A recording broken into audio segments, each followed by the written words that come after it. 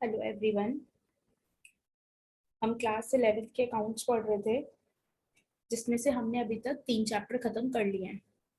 कौन कौन से चैप्टर खत्म कर लिए हमने? Introduction to accounting, basic accounting terms and basis of accounting.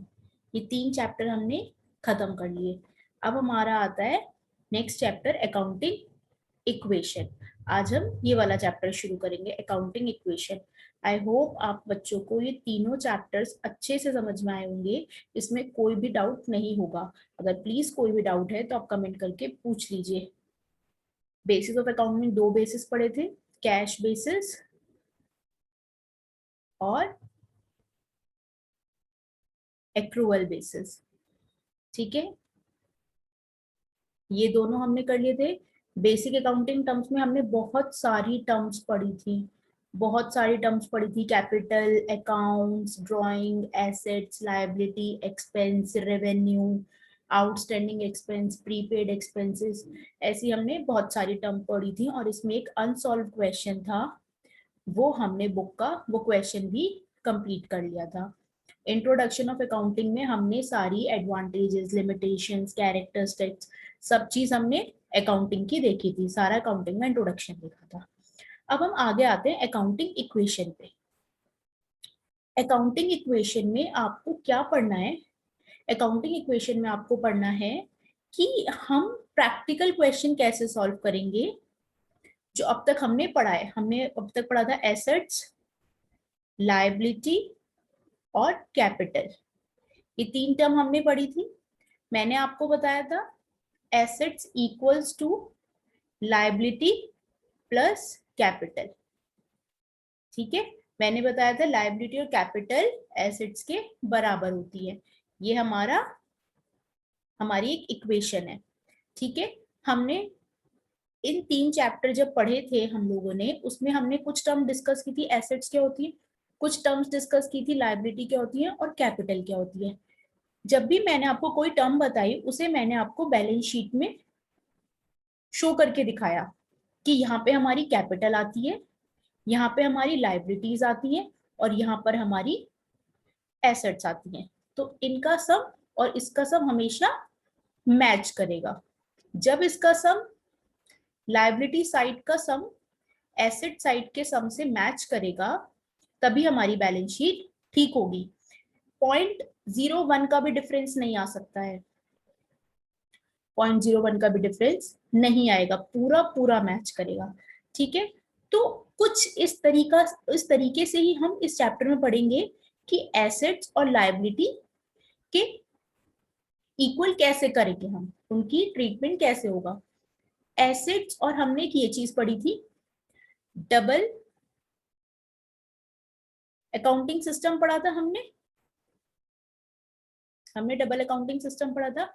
अब हम देखेंगे प्रैक्टिस। अब तक तो हम सिर्फ थ्योरी पढ़ रहे थे और आज की क्लास में हम इस चीज को डिस्कस करेंगे कि इसका डबल इफेक्ट कैसे दिखाते हैं। हम इसका डबल इफेक्ट कैसे दिखाते हैं, एसेट साइड भी और लाइबिलिटी साइड भी।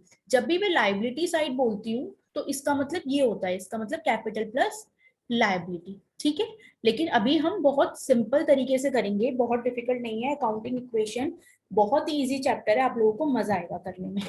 ठीक है, हम इसमें जितने भी क्वेश्चंस हैं सारे सॉल्व करेंगे और हम सारे अनसॉल्व क्वेश्चन करेंगे। भाई आपकी बुक में जो सॉल्यूशन दे रखा है जिसका, वो तो आप समझ ही जाओगे। लेकिन लेकिन जिस चीज का आपके पास सॉल्यूशन नहीं है, अगर आपको कोई इलस्ट्रेशन समझ नहीं आएगी तो वो आप मुझे कमेंट करके बता देना। लेकिन हम क्लास में यहाँ पर जितने भी अनसॉल्व क्वेश्चन करेंगे जो चैप्टर के पीछे दिए हुए हैं। ठीक है, सबसे पहले हम देख लेते हैं अकाउंटिंग इक्वेशन होता क्या है। Meaning of an accounting equation, हम इसका मीनिंग देख लेते हैं। हमें इसमें पढ़ना क्या क्या है? हमें इसमें पढ़ना है meaning of an accounting equation,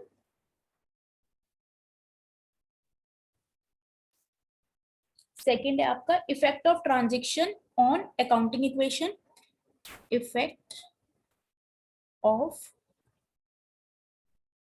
transaction on accounting equation. Third हमें पढ़ना है process of preparing accounting equation, process of preparing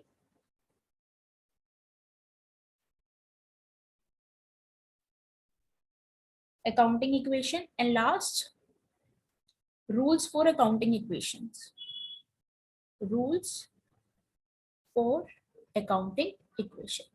सबसे पहले हम अकाउंटिंग इक्वेशन का मीनिंग देखेंगे, फिर हम देखेंगे जो कोई भी ट्रांजैक्शन हुई, हमें पता है ट्रांजैक्शन मतलब क्या होता है, जो भी ट्रांजैक्शन हुई बिजनेस में, सेल परचेज, खरीदना बेचना, आउटस्टैंडिंग खर्चे, सैलरी की पेमेंट, स्टॉक खरीदना, फर्नीचर खरीदना, मशीन खरीदना, क्रेडिटर्स को पेमेंट करना, डेटर्स से पेमेंट लेना, आउटस्टैंडिंग सैलरी वेजेस देना, इलेक्ट्रिसिटी बिल देना, प्रीपेड एक्सपेंस, प्रॉफिट कितना कमाया, बेचने पे हमने कितने परसेंट पे प्रॉफिट अर्न किया। तो ये जब ट्रांजेक्शन होंगी तो इसका इफेक्ट हमारी अकाउंटिंग इक्वेशन में क्या होगा, इसका इफेक्ट हमारी अकाउंटिंग इक्वेशन में क्या होगा, हम ये देखेंगे। फिर नेक्स्ट आता है process of preparing accounting equation, फिर हम अकाउंटिंग इक्वेशन को प्रिपेयर कैसे करेंगे उसका प्रोसेस देखेंगे। लास्ट में हम देखेंगे रूल्स फॉर अकाउंटिंग इक्वेशन। ठीक है, ये हमें, ये भी बहुत छोटा सा चैप्टर है, क्वेश्चंस करने में मजा आएगा, और बाकी थ्योरी तो इसमें बहुत ही कम है। तो पहले देख लेते हैं मीनिंग। मीनिंग क्या है, an accounting equation is a mathematical expression. Accounting equation क्या है, एक मैथमेटिकल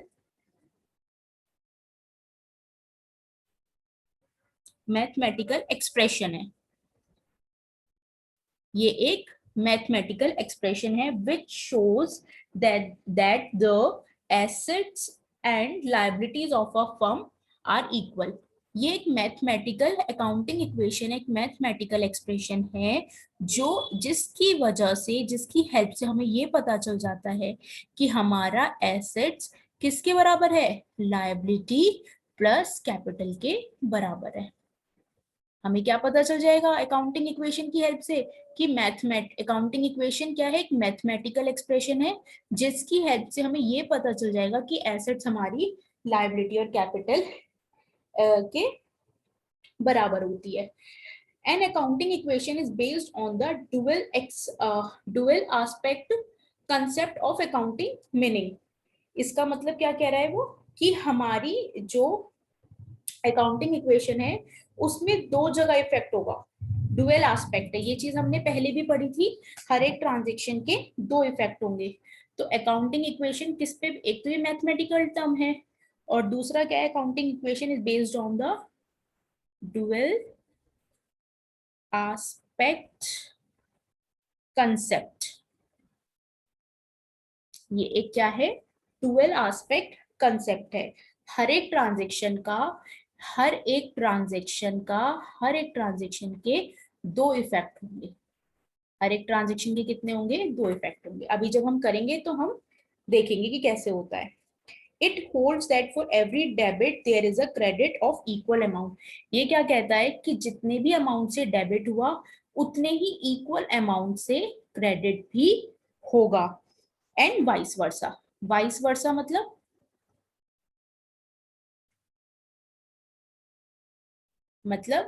क्रेडिट है तो उसका इक्वल डेबिट भी होगा। जैसे हम इधर गए, इधर से इधर गए, तो वो कहते हैं वाइस वर्सा, मतलब इधर से इधर आना है। वाइस वर्सा मतलब उसका उल्टा, डेबिट से जितने का अमाउंट हमने डेबिट किया उसका इक्वल क्रेडिट होगा। वाइस वर्सा मतलब जितने का अमाउंट क्रेडिट हुआ उसका इक्वल अमाउंट डेबिट भी होगा। ठीक है, it means total claim those of the outsider and of the proprietor will always be equal to the total asset of the firm। जो हमारा टोटल क्लेम होगा, चाहे आउटसाइडर के और प्रोप्राइटर के बीच में जो भी ट्रांजेक्शन हुई है उसका इक्वल इफेक्ट होगा एसेट्स पर भी। मतलब कहने का मतलब क्या है कि कोई भी कैपिटल या लायबिलिटी हमारी अफेक्ट हुई है तो उसका एसेट्स पर भी इफेक्ट होगा। It means total claims will always be to the total equal to the total assets of the firm। Total claim also known as a equity are of the two types। Total claim को हम equity भी कहते हैं, equities. Total claim are also called equities,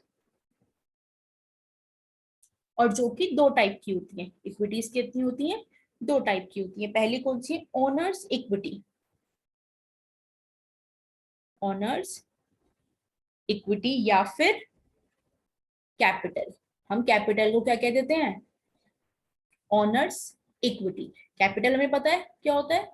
मालिक ने, proprietor ने जितना भी पैसा अपने बिजनेस को शुरू करने में लगाया है उसे हम कैपिटल कहते हैं, और उसे हम ओनर्स इक्विटी भी कहते हैं। ओनर की कितनी इक्विटी है वो भी कैपिटल का मतलब क्या होता है? ओनर्स की इक्विटी। ठीक है। और दूसरी टर्म क्या है? लायबिलिटी और amount due to outsider. Liability, liabilities और या फिर कोई अमाउंट ड्यू टू आउटसाइडर्स, इसे हम क्या कहते हैं? Outsiders equity. इसे हम क्या कहते हैं? Outsiders equity. ये दो टर्म है, ऑनर की इक्विटी कैपिटल और लायबिलिटी, इन दोनों का सम हमेशा एसेट्स के बराबर होगा। ठीक है। The above relationship is also known as the, उससे पहले देखते हैं, we can express it as follow. We can express it as follows. हम ऊपर ये जो दो पॉइंट है इसे हम किस तरीके से एक्सप्रेस कर सकते हैं? इसे हम ऐसे एक्सप्रेस कर सकते हैं, assets equals to equities that is total claim, या फिर इसे हम कैसे लिख सकते हैं? Assets equals to liabilities plus capital. क्यों? हमने यहाँ क्या लिखा है? Equities total claim. इक्विटीज कौन कौन सी? मतलब ये दोनों इक्विटीज की बात कर रहा है। ओनर, यहाँ पे इक्विटीज का मतलब क्या है? Owners equity plus outsiders equity. Outsiders equity, यहाँ पे इक्विटी का मतलब क्या है? Total claim. Owners equity plus outsiders equity. Owners equity को हम क्या कहते हैं? कैपिटल। और आउटसाइडर्स इक्विटी को हम क्या कहते हैं?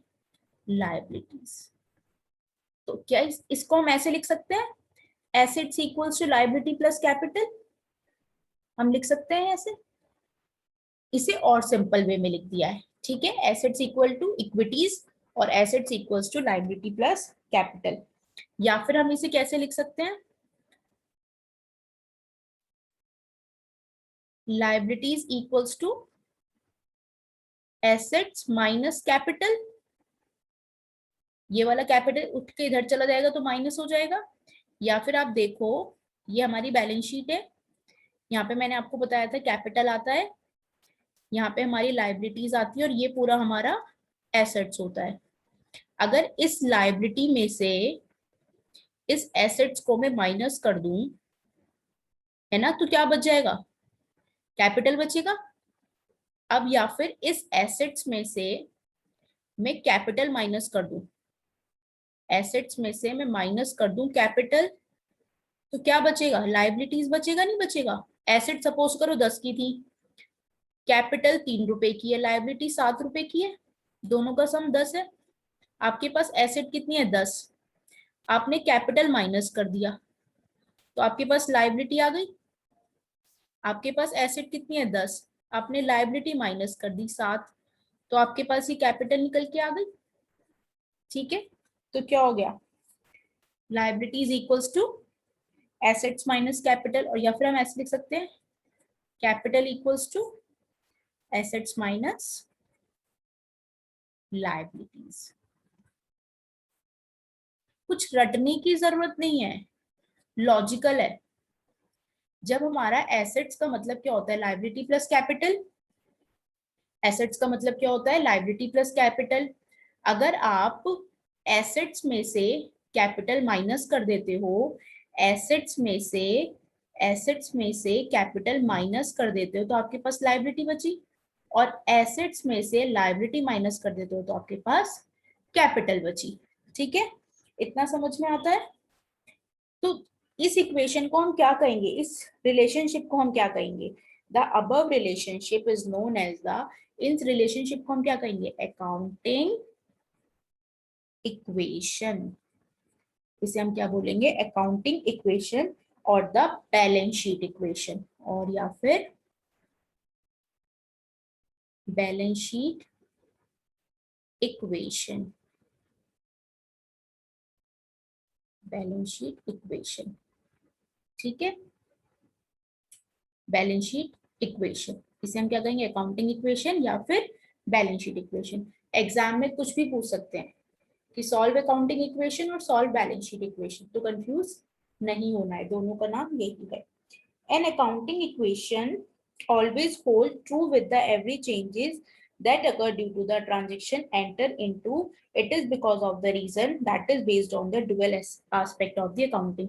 जब हम अकाउंटिंग इक्वेशन करते हैं तो हमेशा दो एस्पेक्ट होते हैं, जितने से अमाउंट डेबिट होता है उतने से अमाउंट क्रेडिट होगा, या फिर जितने से अमाउंट क्रेडिट हुआ है उतने से ही अमाउंट डेबिट होगा। तो उसका इफेक्ट ये क्या हो जाएगा? डुअल एक्स एस्पेक्ट कंसेप्ट है ये। तो कभी भी कहीं गड़बड़ नहीं होगी, हमेशा ट्रू एंड फेयर व्यू देगा ये, हमेशा हमेशा ट्रू एंड फेयर व्यू देगा, मतलब हमेशा हमें सही इफेक्ट दिखाएगा कि क्या हमारी ट्रांजैक्शन का अकाउंटिंग इक्वेशन पे अफेक्ट हुआ है। अच्छा गाइस, आपको ना हो सकता है अभी एक दिमाग में क्वेश्चन आ रहा हो कि डेबिट क्रेडिट है क्या, डेबिट क्या होता है, क्रेडिट क्या होता है। तो अभी जब हम धीरे धीरे पढ़ेंगे तो डेबिट क्रेडिट भी क्लियर होता चला जाएगा। ठीक है, मैंने आपको ये एक छोटी सी बात बताई थी कि जितनी भी हमारी एसेट्स होती हैं, जो जो आइटम हमारी एसेट साइड आते हैं वो हमारे डेबिट होते हैं। ये हमने बैलेंस शीट देखी थी, हमने देखा था यहाँ लाइबिलिटीज आती हैं और यहाँ एसेट्स आती हैं। तो जो भी आइटम हमारे एसेट साइड आते हैं वो हमारे क्या होते हैं? डेबिट होते हैं। सारी एसेट्स का डेबिट बैलेंस होता है, और जितने भी अमाउंट हमारे लायबिलिटी साइड आते हैं वो सारे हमारे क्रेडिट होते हैं, क्योंकि लायबिलिटीज का क्रेडिट बैलेंस होता है। ठीक है, अभी फॉर द टाइम बिंग इतना अपने दिमाग में रख लो, आगे जब हम पढ़ेंगे तो चीजें और क्लियर होंगी, क्योंकि हम स्टेप बाय स्टेप चल रहे हैं। ठीक है, एसेट्स में मैंने आपको मोटा मोटा बताया था क्या आता है। फिक्स एसेट्स आती हैं, cash, bank, debtors, bills receivable, ठीक है, प्रीपेड एक्सपेंस। फिक्स एसेट्स में क्या क्या आता है? Computer, furniture, machine, land, building. ठीक है, हमारे लायबिलिटी साइड में क्या आता है? कैपिटल, क्रेडिटर्स, लोन्स, जो लोन हमने ले रखे हैं, यहाँ पे भी इन्वेस्टमेंट आती है। हमने किसी को लोन दिया, कोई हमसे पैसे ले गया तो हमने अपने पैसे इन्वेस्ट कर दिए, वो हमने किसी को लोन दिया तो उस लोन के बदले वो हमें क्या देगा? इंटरेस्ट देगा। तो ये हमारी क्या हो जाती है? इन्वेस्टमेंट हो जाती है। लेकिन हमने यहाँ लोन किसी से लिया है तो यहाँ पे हमें इंटरेस्ट पे करना है, तो ये हमारी क्या होती है? लाइबिलिटी होती है। लोन आते हैं, बिल्स रिसीवेबल यहाँ आते हैं, तो बिल पेबल यहाँ आते हैं। यहाँ बैंक का नेगेटिव बैलेंस आता है, या बैंक का पॉजिटिव बैलेंस आएगा, या फिर यहाँ पे भी कई बार हम नेगेटिव को माइनस करके लिख देते हैं।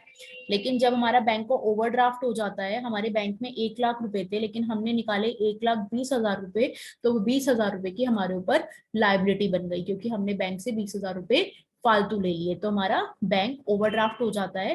तो ये बैंक का नेगेटिव बैलेंस हो जाता है, जो कि हमारी लाइबिलिटी साइड आता है। और आपका यहाँ पे क्या आएगा, आउटस्टैंडिंग एक्सपेंस। यहाँ पे आता है हम ड्रॉइंग्स कैपिटल, जब हमारा ऊपर कैपिटल लिखा है ना, उस कैपिटल को मैं यहाँ लिख देती हूँ, कैपिटल आता है, इसमें हम माइनस कर देते हैं ड्रॉइंग्स और प्लस कर देते हैं प्रॉफिट और माइनस कर देते हैं लॉस। तो यहाँ पर फिर हमारी क्लोजिंग कैपिटल निकल के आती है, हमारी क्लोजिंग। ठीक है, तो जितने भी पूरे साल में ड्राइंग करी वो हम कैपिटल में से माइनस कर देते हैं, और प्रॉफिट हुआ वो ऐड कर देते हैं, लॉस हुआ वो हम माइनस कर देते हैं। ठीक है, तो इतना छोटा सा फॉर्मेट मैंने आपको ये बताया है कि जो इधर साइड है capital, creditor, loan, bill payable, bank overdraft, इन सबका क्रेडिट कहते हैं, इनका क्रेडिट बैलेंस होता है, और जितनी भी हमारी एसेट साइड होती है इन सबका डेबिट बैलेंस होता है। एक ही चीज को बार बार रिपीट करने का इंटेंशन सिर्फ यही है कि ताकि आपको चीजें समझ में आए, आपको सब चीजें अच्छे से सुननी है। अगर आप ठीक से नहीं सुनेंगे तो आपको कंसेप्ट क्लियर नहीं होगा। मेरा बार बार रिपीट करने का, एक ही कंसेप्ट को बार बार रिपीट करने का यही पर्पस है, ताकि आप क्या करें, आपको कंसेप्ट अच्छे से समझ में आ जाए। अब आता है अगला topic, effect of transaction on accounting equation. अगला क्या कंसेप्ट आता है,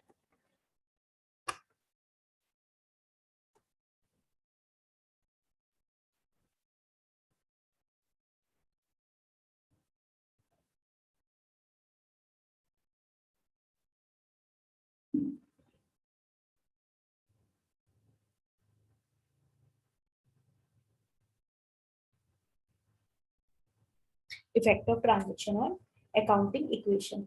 A transaction may affect either both side of equation by the same amount. ये क्या कह रहा है, एक ट्रांजेक्शन ऐसी है जो बोथ साइड, हम छोटी सी बैलेंस शीट बना लेते हैं,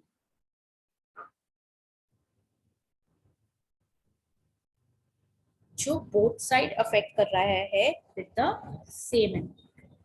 ठीक है, एक तो ये ट्रांजेक्शन हो सकती है, और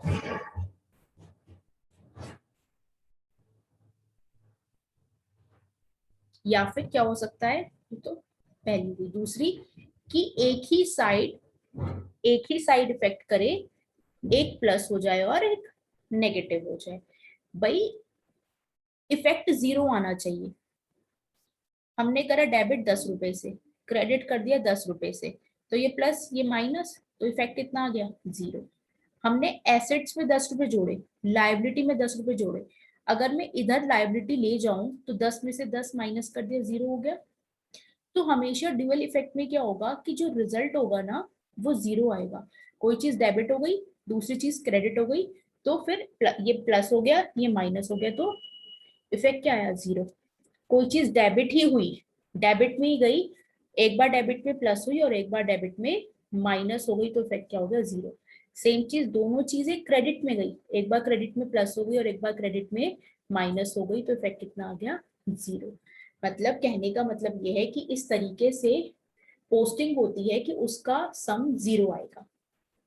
ठीक है, तो पहला तो ये था कि दोनों साइड चले गए इक्वल अमाउंट से। अब यहाँ पे क्या गई है, सेम साइड और सेम अमाउंट। यहाँ पे क्या थी, डिफरेंट साइड थी, डिफरेंट साइड थी। यहाँ पे क्या है, डिफरेंट साइड थी, और यहाँ पे क्या है, सेम साइड है। डेबिट हुआ और दूसरा भी डेबिट हुआ, लेकिन एक प्लस हुआ एक माइनस हुआ, एक इंक्रीज हुआ और दूसरा डिक्रीज हुआ।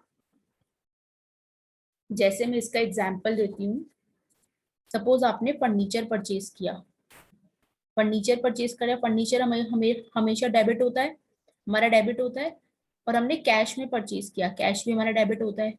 तो जब हम फर्नीचर परचेज करके लाए कैश में, तो कैश कम हो गया और फर्नीचर बढ़ गया, तो दोनों हमारे डेबिट है, तो सेम साइड में इफेक्ट हुआ। अब हमने क्या करा, यही फर्नीचर हम क्रेडिट में परचेज करके लाए, तो फर्नीचर बढ़ गया डेबिट, और यहाँ पे क्रेडिटर्स बढ़ गए, क्रेडिटर्स। हम क्या पे, यहाँ पे क्रेडिटर्स यहाँ पे आते हैं, हम उधार पे खरीद के लाए फर्नीचर, तो क्रेडिटर्स बढ़ गए और यहाँ फर्नीचर बढ़ गया, क्रेडिट भी बढ़ गया और डेबिट भी बढ़ गया। ठीक है, तो ये सेम साइड और डिफरेंट साइड का भी इफेक्ट हो सकता है।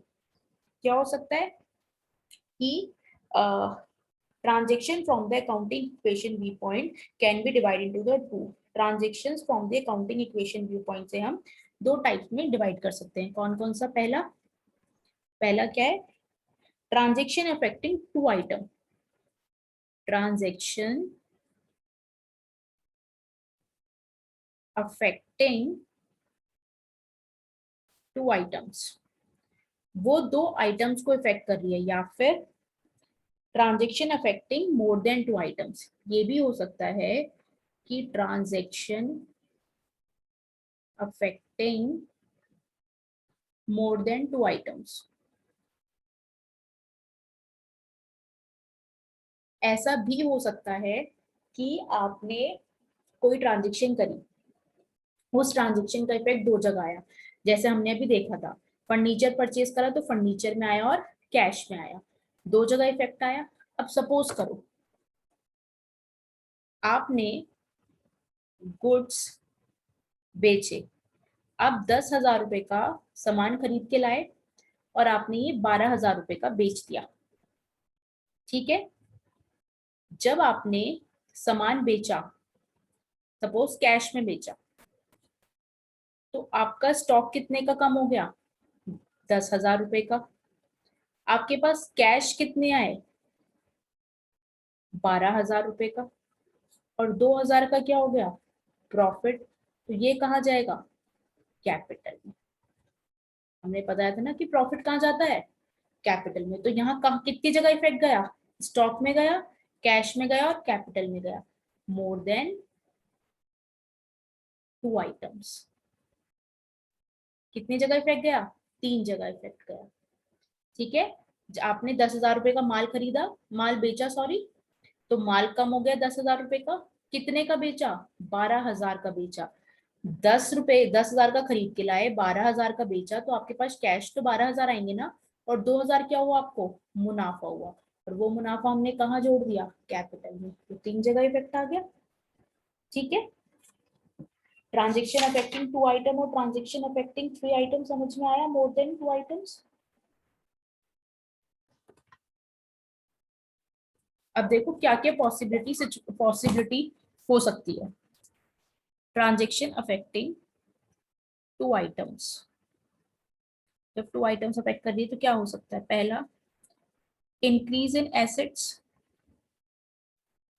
एसेट्स बढ़ सकती हैं, और इंक्रीज इन लाइबिलिटी, लाइबिलिटी बढ़ सकती है। दूसरा है डिक्रीज इन लाइबिलिटी और डिक्रीज इन एसेट्स। जैसे कि हमने क्रेडिटर को पे कर दिया, तो क्रेडिटर भी कम हो गए और कैश भी कम हो गया। ठीक है, क्रेडिटर क्या होते हैं? हमारे लाइबिलिटी, और कैश क्या होती है? हमारी एसेट्स। ठीक है, तो कैश कम हो गया। थर्ड पॉइंट आता है इंक्रीज इन एसेट्स और इंक्रीज इन ओनर्स कैपिटल। इसका एग्जाम्पल क्या हो सकता है? हमने कैपिटल और लगा दी बिजनेस में, 1 लाख रुपए और लगा दिया, तो कैश बढ़ गया और कैपिटल भी 1 लाख रुपए से बढ़ गई। फोर्थ क्या आता है? Decrease in owners capital, decrease in assets, decrease in owners capital और डिक्रीज इन एसेट्स। इसका क्या एग्जाम्पल हो सकता है? ड्राइंग्स, आपने पैसे अपने पर्सनल यूज के निकाले निकाले तो कैपिटल कम हो गई, मैंने बोला था ड्राइंग कैपिटल में से कम हो जाती है। और दूसरा, कैश कम हो गया। आप अपने बिजनेस में से 10,000 रुपए पर्सनल यूज के लिए निकाले, तो ड्राइंग हो गई हमारी। जब भी हम कोई भी अमाउंट पर्सनल यूज के लिए निकालते हैं वो बिजनेस के लिए क्या हो जाती है? ड्राइंग्स हो जाती है। तो आपने ड्राइंग करी 10,000 रुपए की। जब आप ड्राइंग करते हो 10,000 रुपए की, तो मैंने आपको बताया था कि ड्राइंग कैपिटल में से कम हो जाती है, ड्रॉइंग्स कैपिटल में से कम हो जाती है, तो ड्रॉइंग करी कैपिटल कम हो गई, और कैश निकाला तो कैश कम हो गया। ठीक है, ये हमने जैसे फर्नीचर परचेज करा क्रेडिट पर, तो एसेट्स इंक्रीज हो गई, मतलब फर्नीचर बढ़ गया और क्रेडिटर्स भी बढ़ गए। ठीक है, तो ये increase in assets, increase in liability, decrease in liability, decrease in assets, increase in assets, increase in owners capital, और decrease in owners capital, decrease in assets. ये 4 सिचुएशन हो सकती है। फिर दूसरा क्या था, ये तो था ट्रांजैक्शन अफेक्टिंग ऑपोजिट साइड।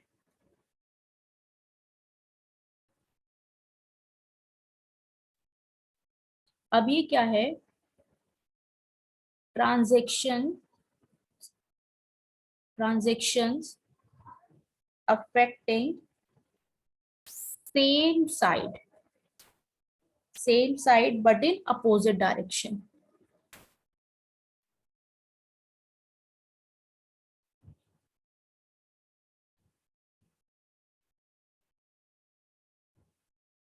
यहाँ पे क्या है, transaction affecting same side but opposite direction. यहाँ क्या था, यहाँ पे अपोजिट साइड था और सेम डायरेक्शन थी। क्यों, एसेट्स बढ़ रही है, लायबिलिटी भी बढ़ रही है, एसेट्स घट रही है, लायबिलिटी भी घट रही है, एसेट्स बढ़ रही है, ओनर्स कैपिटल भी बढ़ रही है, एसेट्स घट रही है और ओनर्स की कैपिटल भी घट रही है, मतलब सेम डायरेक्शन में। एसेट बढ़ रही है तो लायबिलिटी भी बढ़ रही है, एसेट घट रही है तो लायबिलिटी घट रही है, सेम विद द कैपिटल। ठीक है, लेकिन ये क्या थी, साइड अपोजिट थी, एसेट्स और लायबिलिटी, एसेट्स और लायबिलिटी, एसेट्स और कैपिटल, एसेट्स और कैपिटल, ये साइड अलग अलग है, साइड्स अलग अलग है। अब ये क्या कह रहा है, सेम साइड, अब ये क्या कह रहा है, same side but opposite direction. ऊपर वाले केस में क्या था, दोनों चीज बढ़ रही थी, दोनों चीज घट रही थी, एसेट्स और कैपिटल भी बढ़ रहा था, एसेट्स और लायबिलिटी भी बढ़ रहा था। अब यहाँ पे क्या होगा, एसेट्स ही बढ़ेगी और एसेट्स ही घटेगी, लायबिलिटी ही बढ़ेगी, लायबिलिटी ही घटेगी। ठीक है, तो इसका क्या केस हो सकता है, इंक्रीज इन एसेट्स और decrease in the another assets.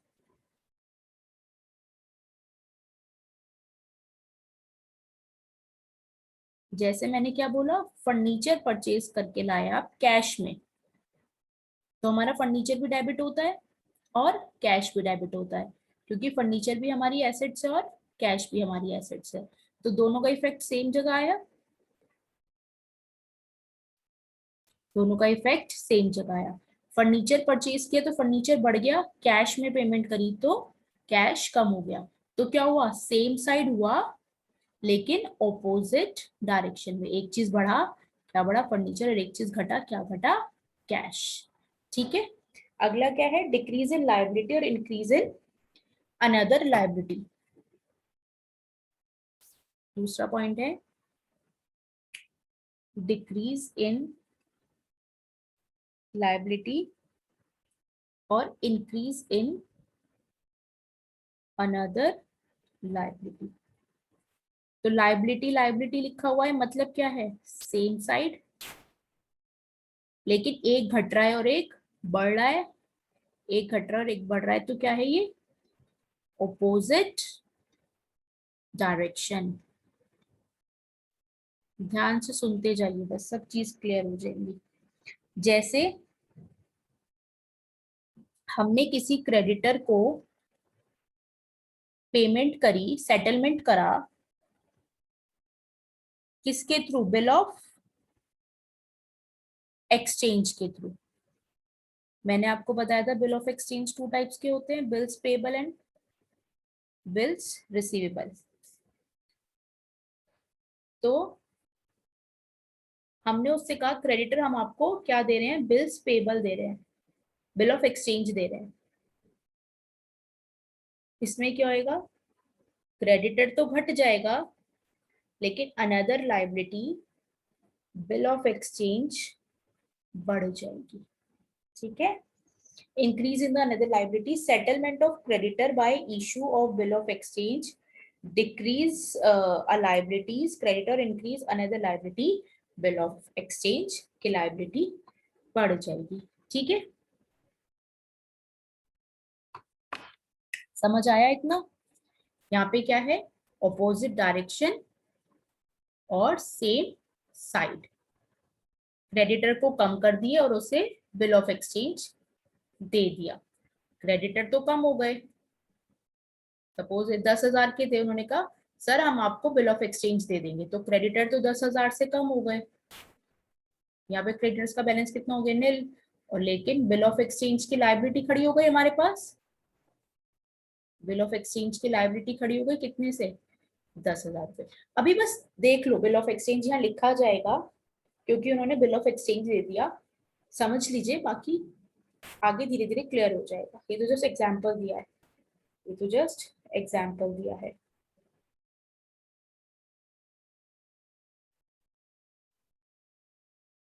जैसे हमारा दूसरा एग्जाम्पल अगर मैं दूं, जैसे हमारे आउटस्टैंडिंग एक्सपेंस होते हैं, आउटस्टैंडिंग एक्सपेंस हम कैपिटल में से माइनस कर देंगे और लायबिलिटी साइड ही आउटस्टैंडिंग एक्सपेंस के नाम से लायबिलिटी क्रिएट कर देंगे।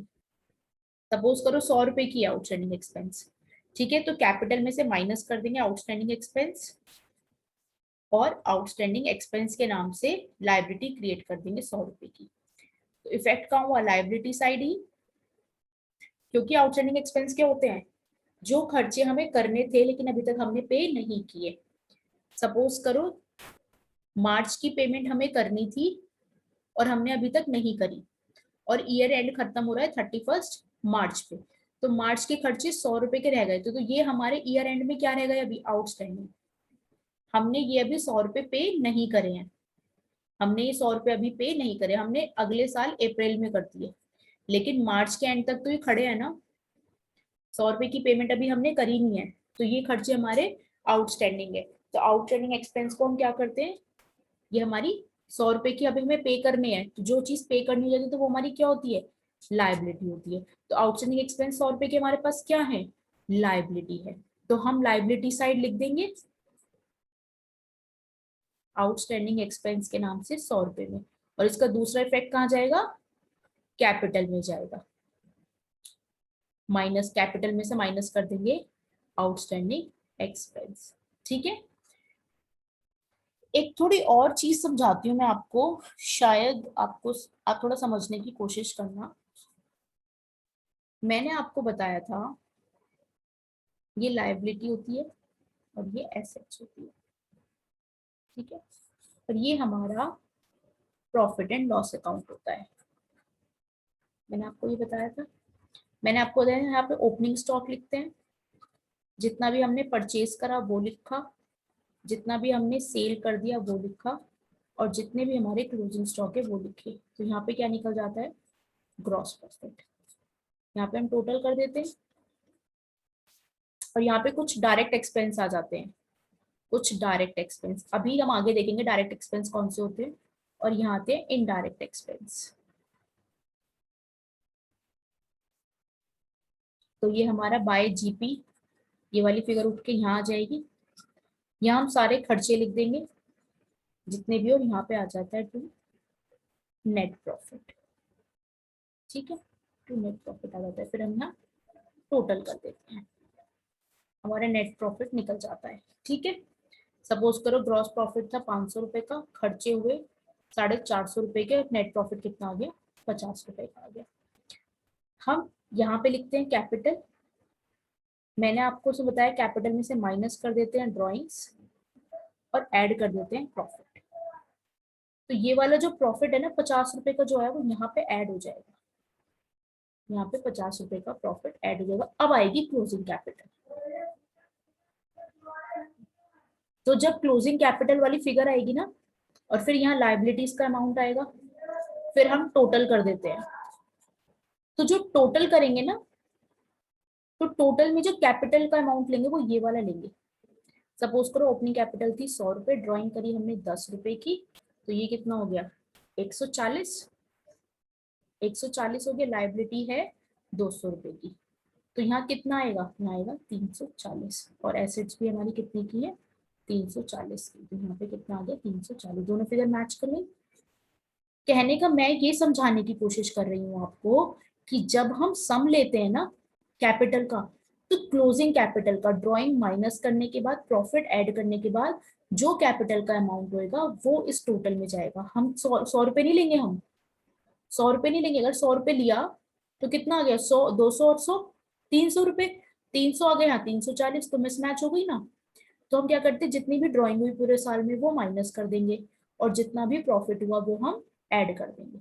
ठीक है, अब यहाँ पे हमने क्या, ये सारी रेवेन्यू साइड है ये वाली, जितने भी जहां से भी हम पैसे मिलते हैं वो हम इस साइड लिखते हैं, और जितने भी यहाँ पर एक्सपेंसेस होते हैं वो हम यहाँ लिखते हैं। दोनों का डिफरेंस से निकल जाता है प्रॉफिट या लॉस, प्रॉफिट या लॉस। ठीक है, इस प्रॉफिट एंड लॉस को हम यहाँ ले जाते हैं। इतना समझ में आता है।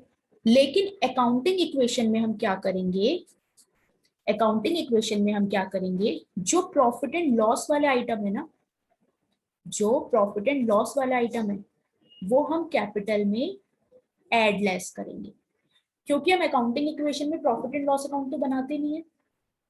ठीक है, तो एसेट्स एसेट में चली जाती है, लाइबिलिटी लाइबिलिटी में चली जाती है, कैपिटल कैपिटल में चले जाता है। बचा कौन, प्रॉफिट एंड लॉस वाला आइटम्स। मतलब जो रेवेन्यू और एक्सपेंडिचर है, मैंने आपको बताया एसेट्स में एसेट्स आती हैं, कैपिटल में कैपिटल आएगी, लाइबिलिटी में लाइबिलिटीज आएगी। आपको पता है एसेट्स क्या क्या होती है, fix asset, debtor, creditor, cash, bank balance. Liability क्या होती है, creditors, loan, bills payable, outstanding expense. तो ये सब चीजें तो अपने अपने हेड में चली जाएंगी, क्योंकि हमने अकाउंटिंग इक्वेशन क्या पढ़ी थी, assets equals to liability plus capital. हमने, प्लीज गाइस इसे ध्यान से सुनो, आपको क्वेश्चन करने में बिल्कुल भी कंफ्यूजन नहीं होगा। आपका फिर बाद में ये क्वेश्चन आएगा कि मैम ये लॉस ये प्रॉफिट यहाँ क्यों एड लेस हो रहा है कैपिटल में, खर्चे कैपिटल में से क्यों माइनस हो रहे हैं। मैं उसी का रीजन बता रही हूँ कि कैपिटल में खर्चे कहाँ से आते हैं, अभी जो मैं अकाउंटिंग इक्वेशन में करूंगी। ठीक है, तो इस कैपिटल में अगर मैं ये रेवेन्यू ऐड कर दूं और ये एक्सपेंस माइनस कर दूं, तो अल्टीमेटली क्या निकल के आ जाएगा, अल्टीमेटली क्या निकल के आ जाएगा, ये प्रॉफिट या लॉस। जब हम प्रॉफिट एंड लॉस या बैलेंस शीट बनाते हैं तब तो हमने प्रॉफिट एंड लॉस बना लिया और प्रॉफिट आया वो हमने ट्रांसफर कर दिया। लेकिन अभी हम क्या बना रहे हैं, अकाउंटिंग इक्वेशन बना रहे हैं। तो अकाउंटिंग इक्वेशन बनाने के लिए हम कैपिटल में कैपिटल लिख देंगे, लाइबिलिटीज में लाइबिलिटीज लिख देंगे, और एसेट्स में एसेट लिख देंगे। ठीक है, ड्राइंग वाली फिगर हम ड्राइंग में लिख देंगे। लेकिन जो प्रॉफिट आया, प्रॉफिट यहाँ से आया प्रॉफिट एंड लॉस से, तो जो ये इनकम वाले आइटम है अगर मैं उसे कैपिटल में ऐड कर दूं, और जो एक्सपेंस वाले आइटम है वो मैं कैपिटल में से माइनस कर दूं, कैपिटल में प्लस कर दूं रेवेन्यू वाले, और एक्सपेंस वाले में माइनस कर दूं, तो ये अल्टीमेटली प्रॉफिट का एड लेस हो जाएगा, प्रॉफिट निकल के आ जाएगा। तो डायरेक्ट प्रॉफिट ना ऐड करके हम उसे ऐसे दिखाएंगे कैपिटल में। मतलब कहने का मतलब ये है, हमारी अकाउंटिंग इक्वेशन क्या है, क्रक्स बता देती हूँ मैं अभी आपको। हमारी अकाउंटिंग इक्वेशन क्या है अभी हमने देखी, assets equals to liabilities plus capital. ठीक है,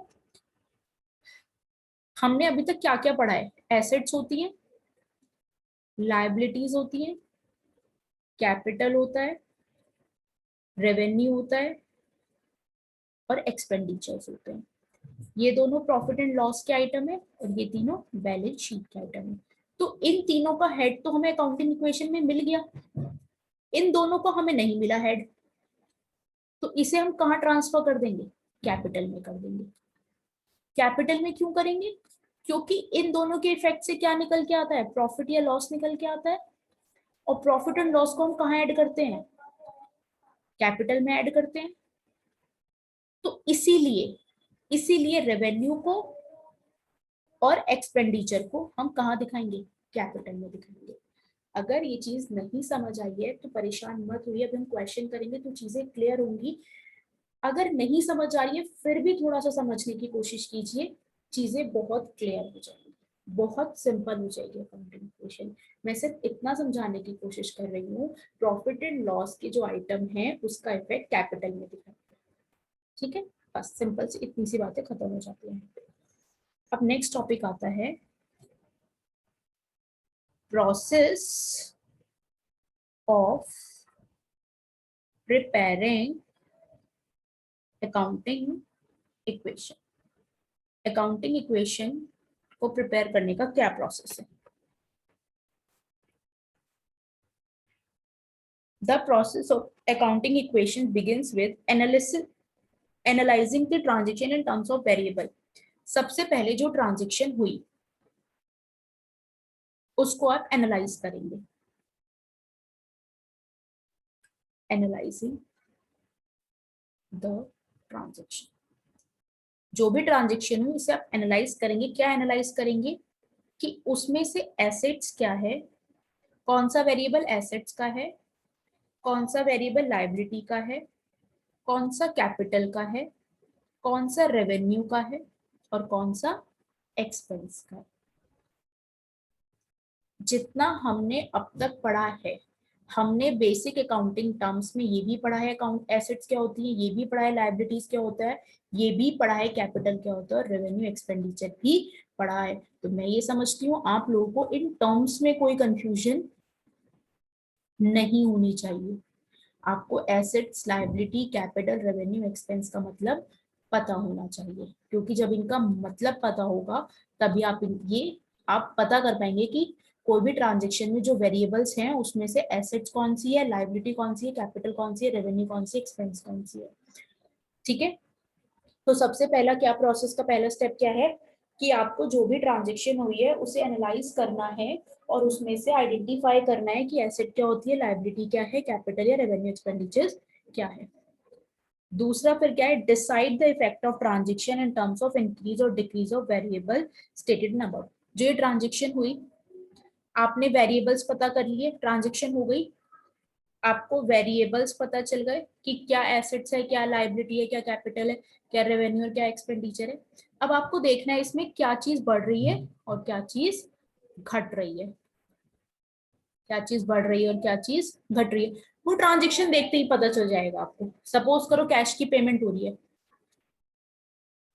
तो आपको पता है कैश एसेट्स होती है, ये भूल जाओ डेबिट क्रेडिट, अभी कैश एसेट्स होती है आपको पता है। पेमेंट हो रही है तो कैश कम हो रहा है, तो आपको यहाँ पता चल जाएगा कैश कम हो रहा है। आपको पैसे रिसीव हुए तो आपका कैश बढ़ गया, तो एसेट्स आपकी बढ़ गई। क्रेडिटर्स को आपने पेमेंट कर दी तो क्रेडिटर्स कम हो गए। क्रेडिटर्स कम क्यों है? पहले क्रेडिटर्स थे 10,000 रुपए के, आपने पेमेंट कर दी 5,000 रुपए की, तो 6,000 रुपए की पेमेंट कर दी, तो क्रेडिटर्स कम हो गए ना। अब कितने बचे क्रेडिटर्स? 4,000 की पेमेंट करनी बची है तो क्रेडिटर्स कम हो गए। पहले कितने थे? 10,000 थे, कम होके अब कितने रह गए? 4,000 रुपए। तो जब हम क्रेडिटर्स की पेमेंट कर देते हैं तो क्रेडिटर्स कम हो जाते हैं। ठीक है, तो क्रेडिटर्स कितने के हो गए? 4,000 रुपए के। फिर थर्ड स्टेप आता है record the effect on the relevant side of the equation. Record the effect, record the effect on the relevant side, relevant side of the equation। Equation के रेलिवेंट साइड, इक्वेशन क्या है हमारी? Assets equals to liability plus capital, ये हमारी equation है। Transaction हुई, आपने देख लिया कौन कौन से वेरिएबल हैं ट्रांजेक्शन में, एसेट्स है, लायबिलिटी है, कैपिटल, रेवेन्यू, एक्सपेंडिचर है। आपने वेरिएबल को आइडेंटिफाई कर लिया, मैंने आपको बता दिया कहाँ आएगा। एसेट साइड में सारी एसेट्स आएंगी, लायबिलिटी साइड में सारी लायबिलिटी आएंगी, कैपिटल साइड में कैपिटल आएगी प्लस रेवेन्यू और एक्सपेंस भी कहाँ आएंगे, कैपिटल में आएंगे। ठीक है, रेवेन्यू और एक्सपेंस भी कहाँ आएंगे, कैपिटल में आएंगे। तो अब आपको पता चल गया कौन से आइटम कौन से वेरिएबल्स कहाँ जाएंगे। फिर आपको ट्रांजेक्शन का उसका इफेक्ट देखना है कि बढ़ रहा है तो एसेट बढ़ा दे, घट रहा है तो घटा दे, लायबिलिटी बढ़ रही है तो बढ़ा दे, घट रही है तो घटा दे। कैपिटल, रेवेन्यू और एक्सपेंस बढ़ रहे हैं तो बढ़ा दे, और अगर घट रहे हैं तो घटा दे। अब बस इस चीज में कंफ्यूजन नहीं होगा, हमें पता कैसे चलेगा क्या चीज बढ़ रही है क्या चीज घट रही है, वो आपको क्वेश्चन देख के समझ आ जाएगा। ठीक है, जैसे एक इलिस्ट्रेशन यहाँ दी हुई है वो हम करके देख लेते हैं। पहला है, Rakesh start business, he commence his business with, business शुरू करा है with 20,000 as capital, 20,000 as capital. तो अब क्या होएगा, उसने 20,000 से शुरू करा है, हम अकाउंटिंग इक्वेशन लिख लेते हैं। अकाउंटिंग इक्वेशन क्या है हमारी, assets equals to liability plus capital.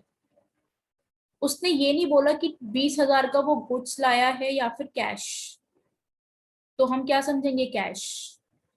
ठीक है, हम क्या, क्योंकि गुड्स लाया होता तो वो स्पेसिफिकली लिखा होता, स्पेसिफिकली लिखा होता है, लेकिन उसने कुछ नहीं लिखा है तो क्या लाया, वो कैश।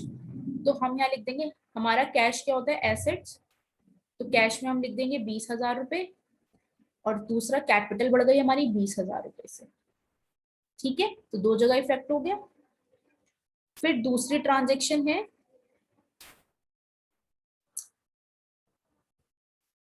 क्या दूसरी ट्रांजेक्शन क्या है, उसने परचेज फर्नीचर, उसमें लिखा हुआ है purchase furniture for ₹500 in cash. उसने कैश में 500 रुपए का फर्नीचर खरीदा, कैश में खरीदा, खरीदा है तो पैसे गए होंगे माइनस 500 रुपए। और क्या फर्नीचर हमारी क्या होती है, एसेट्स होती है, तो हमारे 500 रुपए से फर्नीचर बढ़ गया। ठीक है, तो अब कितना हमारे पास, कितने पैसे बच गए अब, 19,500, और यहाँ 500, और ये 20,000, ये टोटल बचा हमारे पास। इन दोनों का सम कर दो, 19,500 प्लस 500 20,000, और यहाँ पे कुछ भी नहीं है, और ये 20,000, दोनों इक्वल हो गया।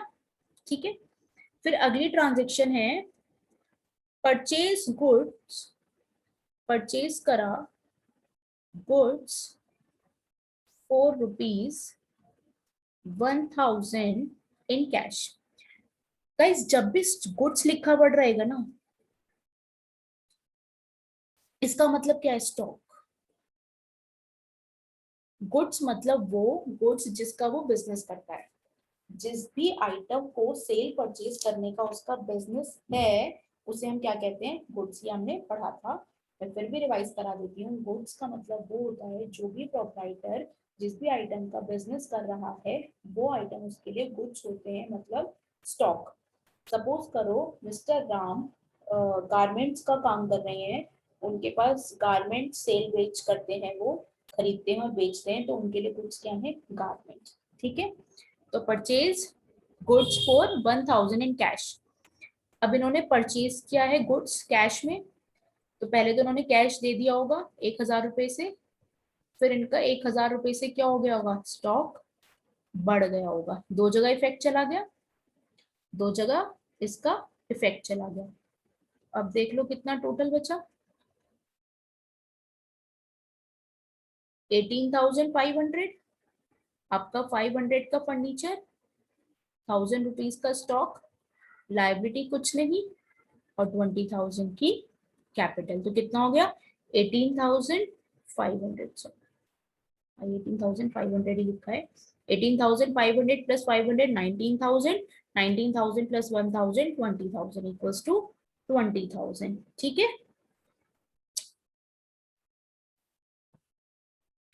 अब उसने थर्ड ट्रांजेक्शन क्या लिखी है,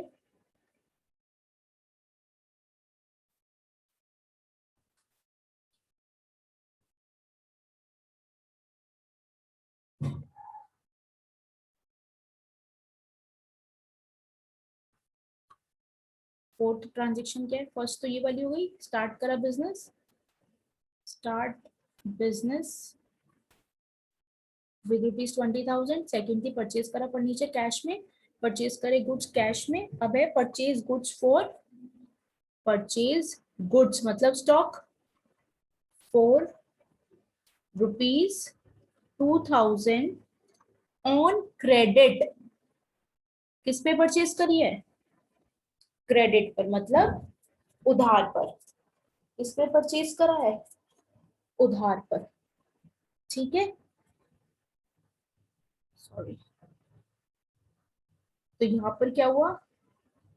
परचेज करा है इसने गुड्स, तो हमारा गुड्स मतलब स्टॉक बढ़ गया 2,000 रुपए से, और यहाँ पे हमारे क्या बढ़ गए? क्रेडिटर्स। उधार पे करा है, जब भी हम माल उधार पे खरीद के लाते हैं तो क्या बढ़ जाते हैं? हमारे क्रेडिटर्स। तो क्रेडिटर्स कितने से बढ़ गए? 2,000 रुपए से। 18,500 प्लस 500 प्लस 3,000, और ये क्या हो गया? 2,000 और प्लस 20,000, कितना हो गया? 22,000। ये 19,000 और प्लस 3,000 कितना हो गया? 22,000। ठीक है, अब नेक्स्ट ट्रांजेक्शन है, इसने क्या करा? गुड्स मतलब स्टॉक बेच दिया, कॉस्टिंग 2,500, 25 रुपए का, ऑन क्रेडिट उधार पर बेचा है 4,000 रुपए का। जब आप बेचते हो कोई चीज तो आप ज्यादा पे ही बेचोगे। अगर आप ज्यादा पे नहीं बेचोगे तो आपको प्रॉफिट कैसा होएगा? अगर आप 10 रुपए का सामान खरीद के लाए और 10 पे ही बेच दिया तो आपको क्या मिला? कुछ भी नहीं। तो जब भी आप बेचोगे 10 रुपए की चीज 12 में तो बेचोगे, ताकि 2 रुपए का आपको मुनाफा हो। तो उन्होंने क्या करा? 2,500 का सामान 4,000 में बेच दिया, और क्रेडिट पे बेचा है, मतलब कैश नहीं मिला। जब हम कोई सामान बेचते हैं तो कौन आता है हमारे पास? पिक्चर में कौन आ गया अब? डेटर्स।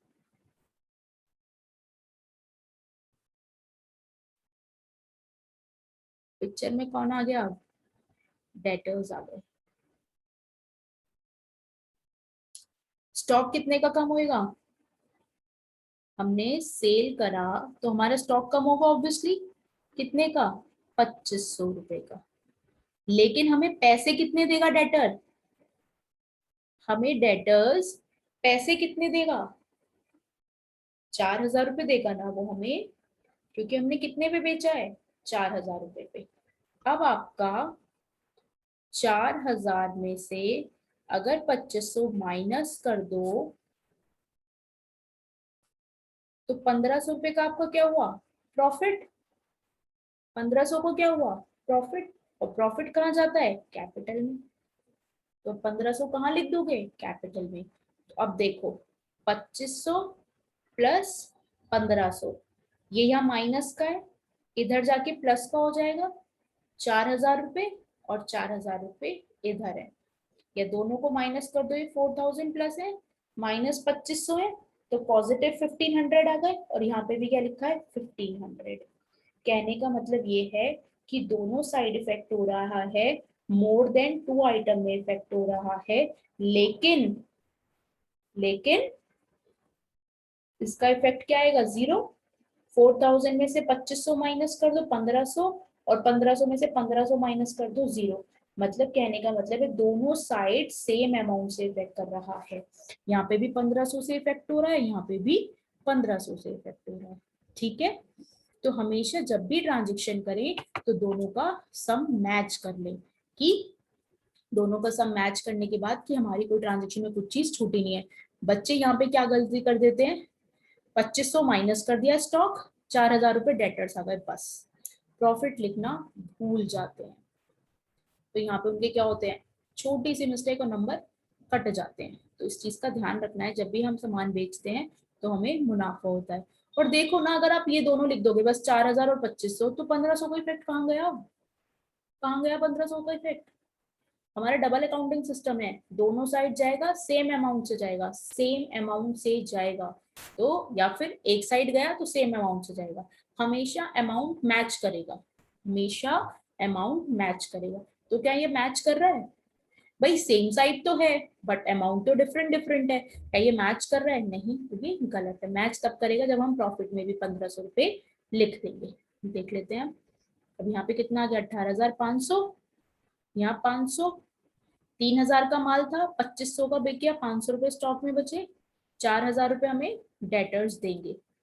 2,000 रुपए के हमारे क्रेडिटर्स पहले से ही थे और 20,000 की हमारे पास लाइबिलिटी थी, 1,500 का प्रॉफिट हो गया। तो कितना हो गया? 2,100, 21,500। तो कितना हो गया? 23,500। और ये कितना हो गया? 19,000। 19 प्लस 4, 23,000 प्लस 500, 23,500। ठीक है।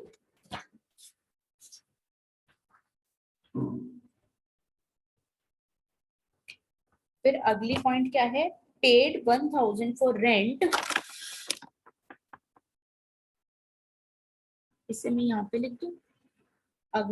अगला पॉइंट है पेड ₹1,000 फॉर रेंट और 500 फॉर 5,000 फॉर सैलरीज। आपने 1,000 रुपए तो रेंट के पे करे और 500 रुपए आपने क्या करा?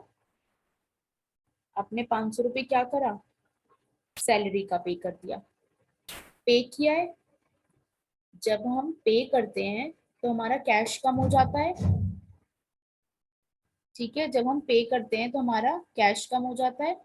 ये हमारा कैश है, तो हमने माइनस करा रेंट पेड और प्लस सैलरी। कितना? 5,000 प्लस 1,000, 6,000 ये हमारे कम हो गए। और मैंने ये बोला था रेंट और सैलरी हमारे क्या है? एक्सपेंस है। सोच के देखो, रेंट और सैलरी क्या आपके एसेट्स हैं? नहीं। क्या ये आपकी लाइबिलिटीज हैं?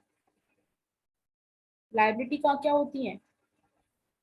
Creditors, bills payable, loan, bank overdraft, outstanding expense. क्या ये एक्सपेंस आउटस्टैंडिंग है? नहीं, ये तो नॉर्मल एक्सपेंस है।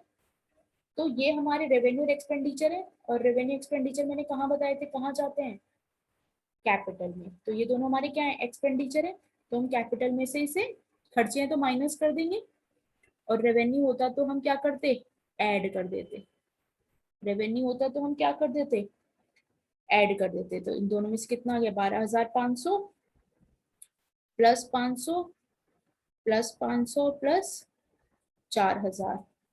यहाँ कितने हैं? 2,000 रुपए प्लस 21,500 माइनस 6,000, तो 15,500।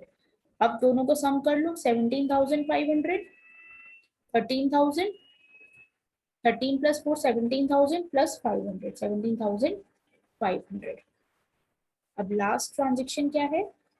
Rakesh withdraws 2,000 for personal use. जिसका भी हम अकाउंटिंग कर रहे हैं उसमें नाम है राकेश। तो राकेश ने ड्राइंग करी है 2,000 रुपए की for personal use, for personal use. तो 2,000 रुपए की ड्राइंग करी है उसने, मतलब कैश कम हो गया। 2,000 रुपए से ड्राइंग कर रहा है भाई मिस्टर राकेश, अपने बिजनेस से 2,000 रुपए ले रहे हैं। लॉकर खोला, 2,000 रुपए निकाले, तो 2,000 से कैश कम हो गया। और मैंने बोला था ड्राइंग कहाँ जाता है? कैपिटल में से माइनस हो जाता है। तो 2,000 रुपए से कैपिटल भी कम हो गई। तो कितना बच गया? 10,500 plus 500 plus 500 plus 4,000 equals to 2,000 और प्लस 13,500। 13,500 प्लस 2,000 कितना हो गया? 15,500। और ये कितना हो गया? 11,000। 11,000 प्लस 4, 15,000 प्लस 500, तो 15,500। दोनों फिगर इक्वल है, मैच कर गई। बस सिंपल सा, यही हमारी अकाउंटिंग इक्वेशन है।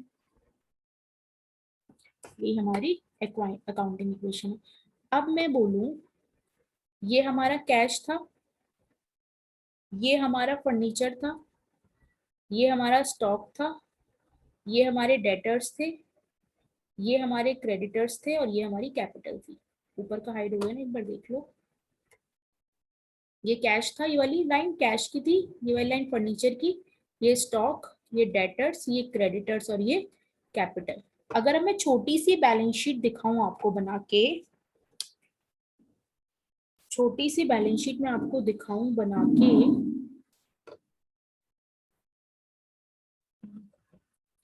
हमारा क्या था यहाँ पे, ये एसेट साइड है, ये लायबिलिटी है। ये क्या था हमारा कैश, ये क्या था हमारा फर्नीचर, ये क्या था हमारा स्टॉक और ये क्या था हमारे डेटर्स। तो यहाँ पे क्या आएगी कैपिटल, और लायबिलिटी में कौन थे क्रेडिटर्स। तो लायबिलिटी हमारी कितने की है 13,500 की, क्रेडिटर्स कितने के हैं 2,000 रुपए के, कैश कितने का है 10,500, फर्नीचर कितने का है 500, स्टॉक 500 और डेटर्स 4,000। तो कितना आ गया ये 15,500 और ये 15,500। मैच कर गया, सिंपल। किसकी है मिस्टर राकेश, राकेश की बैलेंस शीट है, ठीक है। इनकी जो इन्होंने अपना बिजनेस कितने से शुरू करा था 20,000 रुपए से। बिजनेस कितने से शुरू किया था इन्होंने अपना 20,000 रुपए से। 20,000 में से इन्होंने 1,500 का पैसे कमाए, ठीक है, और 6,000 रुपए के इन्होंने खर्चे कर दिए और 2,000 रुपए की इन्होंने ड्राइंग कर ली। तो कितने बचे इनके पास 13,500। 20,000 से बिजनेस शुरू करा, 1,500 का मुनाफा कमाया, 6,000 रुपए की खर्चे की पेमेंट करी और 2,000 रुपए पर्सनल यूज। ये तो प्रॉफिट था 1,500 रुपए का। 6,000 रुपए का खर्चा किया रेंट और सैलरी, और 2,000 इनकी ड्रॉइंग्स थी। तो इनके पास कितनी ओपनिंग कैपिटल कितनी थी 20,000 रुपए। इतने से बिजनेस शुरू करा, 1,500 रुपए कमाए, 6,000 रुपए बिजली के और रेंट के और सैलरी के दे दिए, 2,000 रुपए ड्रॉइंग दे दिए, तो कितना बचा 13,500 रुपए। तो ये हमारा कैपिटल, ठीक है।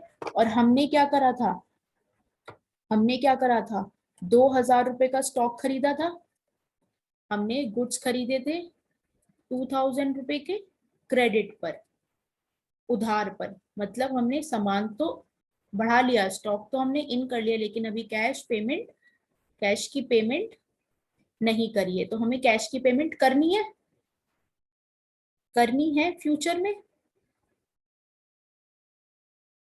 हमें कैश की, भाई 2,000 रुपए का माल वो फ्री में तो दे नहीं देगा। जब हम माल ले आए तो हमें पैसे भी देने हैं, अभी हमने दिए नहीं है तो 2,000 रुपए देने हैं। तो हमने इसे, हमने अपनी खातों में लिख दिया कि भाई हमारे पास क्रेडिटर हैं। क्रेडिटर मतलब जिन्हें हमें पेमेंट करना होता है 2,000 रुपए के। और क्रेडिटर किस चीज के लिए, हम माल खरीद के लाए थे, स्टॉक खरीद के लाए थे, ठीक है। तो ये आउटसाइडर्स की लायबिलिटी, तो ये हमारी कौन सी हो गई 2,000 की, आउटसाइडर वाली लायबिलिटी हो गई, ठीक है। सेम चीज हमने क्या करा, 20,000 रुपए से बिजनेस शुरू किया था, तो कैश हमारे बस 20,000 का आ गया। 500 रुपए हमने फर्नीचर लेने में खर्च कर दिए, 1,000 रुपए का हमने स्टॉक लेने में खर्च कर दिया, फिर हमने 6,000 रुपए रेंट की और सैलरी की पेमेंट कर दी, इसलिए कैश चला गया, और 2,000 रुपए की उसने ड्राइंग कर ली, इसलिए कैश कम हो गया। तो कितना कैश बचा 10,000 रुपए 500। हमने 500 रुपए खर्च करे थे किस चीज के लिए, फर्नीचर के लिए। तो फर्नीचर हम ले आए, हमारे ऑफिस में फर्नीचर रखा हुआ है 500 रुपए का। हमने स्टॉक खरीदा था 1,000 रुपए का, ठीक है, और ये तो कैश में खरीदा था और 2,000 रुपए का उधार में खरीदा था। तो हमारे पास स्टॉक कितना आ गया, माल कितने का है 1,000 रुपए का और 2,000 रुपए का, टोटल 3,000 रुपए का माल हमारे गोदाम में पड़ा हुआ है, जिसमें कि हमने 2,500 का बेच दिया था।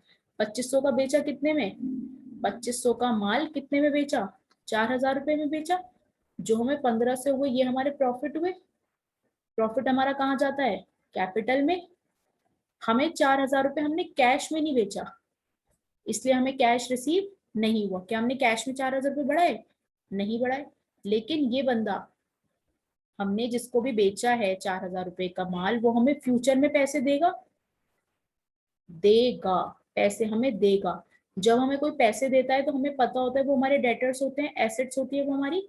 तो हमने डेटर्स पढ़ा लिए अपने कि 4,000 रुपए हमें मिलने हैं और 2,000 रुपए हमें देने हैं। ये तो हमें देने हैं, हमें देने हैं, और ये 4,000 रुपए हमें लेने हैं। जिसे देने होते हैं वो कौन होता है? क्रेडिटर। और जिससे लेने होते हैं वो कौन होते हैं? हमारे डेटर्स।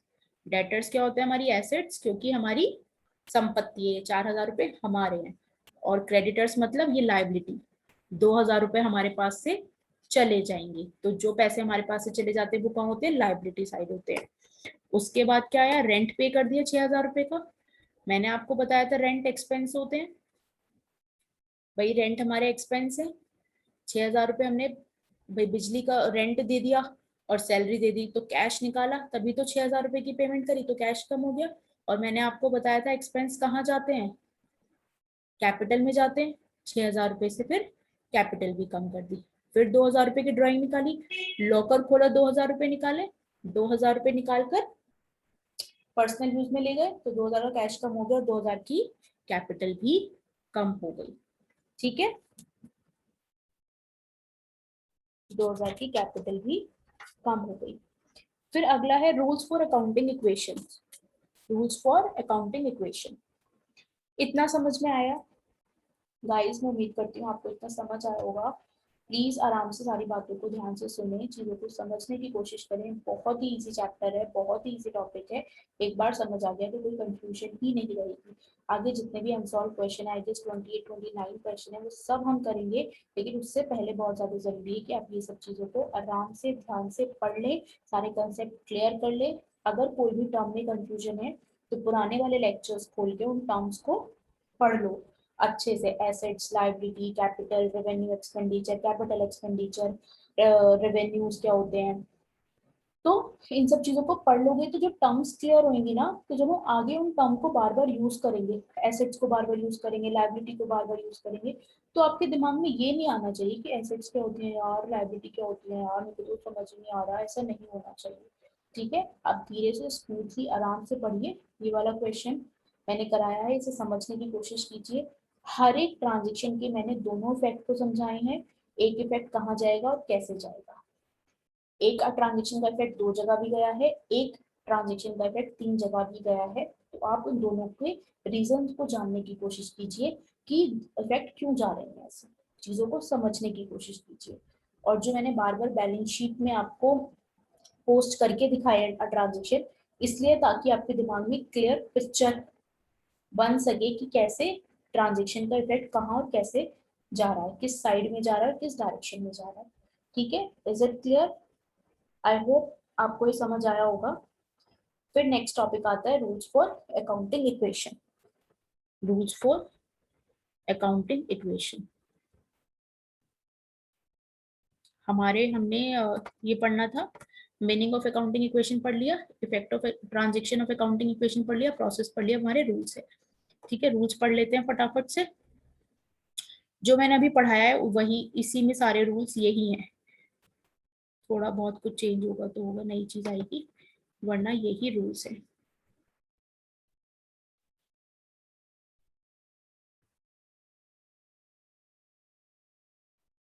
क्या रूल्स हैं?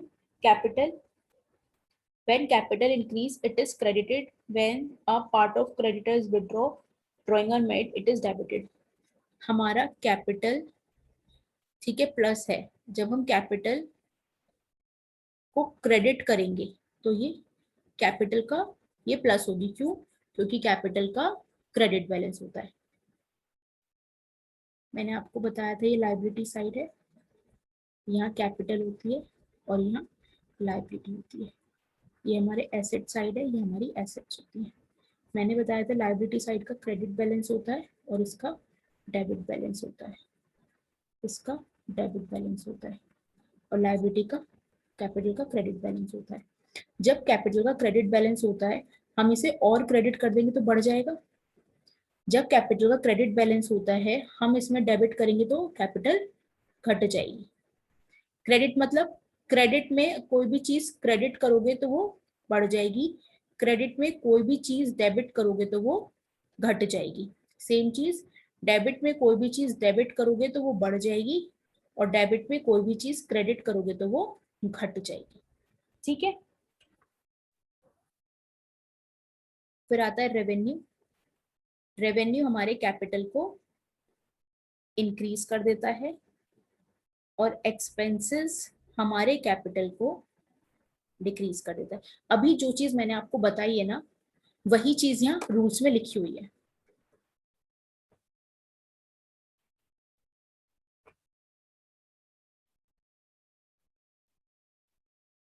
ठीक है, अगला क्या है, owners equity, outsiders equity. Outsiders equity when the liability, जब हमारी लायबिलिटीज बढ़ेगी तो आउटसाइडर इक्विटीज आर क्रेडिटेड, तो आउटसाइडर्स इक्विटी भी क्या हो जाएगी, क्रेडिट हो जाएगी, मतलब बढ़ जाएगी। और जब लायबिलिटीज डिक्रीज होगी तो आउटसाइडर आउटसाइडर इक्विटी भी डिक्रीज हो जाएगी। ठीक है, एसेट्स, एसेट्स का मैंने आपको बताया था डेबिट बैलेंस होता है, तो जब हमारी एसेट्स और फर्दर डेबिट होगी तो ये इंक्रीज हो जाएगी। एसेट्स का हमारा डेबिट बैलेंस होता है, अगर हमारे एसेट्स क्रेडिट हुई तो वो घट जाएगी। एसेट्स के बाद क्या आता है आपका,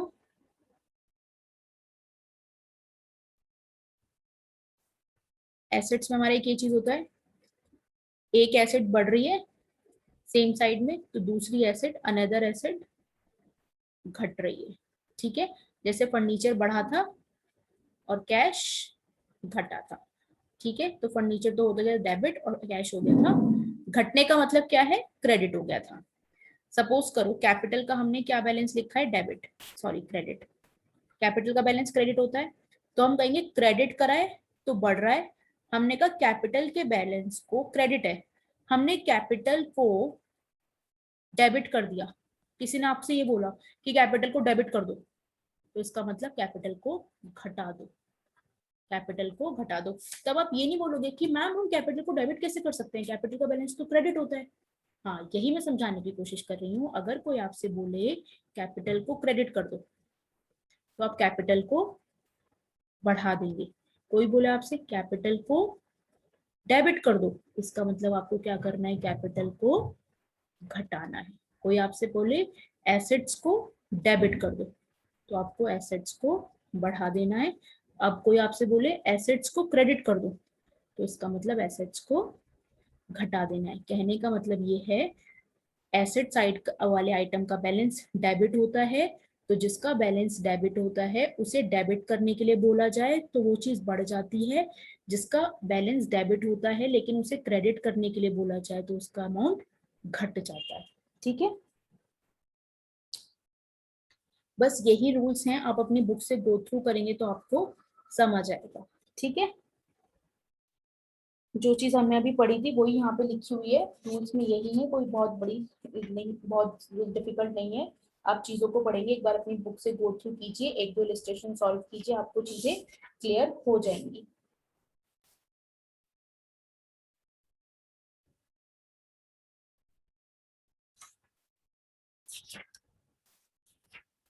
इसमें एक टॉपिक और दे रखा है, effect of accounting adjustment on accounting equation. Effect of adjustment transactions on accounting equation। क्या है, पहला outstanding expense, outstanding expenses. Outstanding expense आपको पता है, जो एक्सपेंसेस इनकर तो हो गए हैं बट पे नहीं हुए हैं ड्यूरिंग द ईयर, नॉट पे ड्यूरिंग द ईयर। अगले साल पे कर दिया, लेकिन अगले साल पे किया कराना, तो इस साल के लिए तो आउटस्टैंडिंग है, ये हमारे 2 साल है, इस साल का खर्चा था, और हमने पे अगले साल करा, तो खर्चा तो इस साल का है, इस साल में इनकर हो गया, लेकिन इस साल में पे नहीं किया, तो इसलिए इस साल में क्या रहेगा, ये वाले खर्चे आउटस्टैंडिंग खड़े रह गए। ठीक है, इनकी पेमेंट नहीं करी। इसका क्या होता है, आउटस्टैंडिंग एक्सपेंस का मैंने आपको मीनिंग बता दिया। अब इसका अकाउंटिंग इक्वेशन में इफेक्ट क्या होता है, देखो एक्सपेंस हमारा प्रॉफिट एंड लॉस का पार्ट होता है। एक्सपेंस हमारे हुए 12,000 रुपए के, 1,000 इंटू 12, भाई खर्चा तो 12,000 का इनकर, यहाँ पे वो खर्चे आते हैं जो हमारे इनकर हो जाते हैं, यहाँ पे हमारे वो खर्चे होते हैं जो हमारे इनकम हो गए। इस 12,000 में से 11,000 तो हमने पे कर दिया और 1,000 रुपए हमारे पे नहीं हुए। ठीक है, तो अब कैश तो आप 11,000 से कम कर दोगे,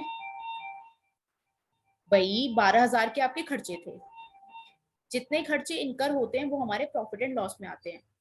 इसमें प्रॉफिट एंड लॉस में वो खर्चे आते हैं जो आपके इनकर हो गए हैं, जरूरी नहीं पे हुए हों या ना हुए हों।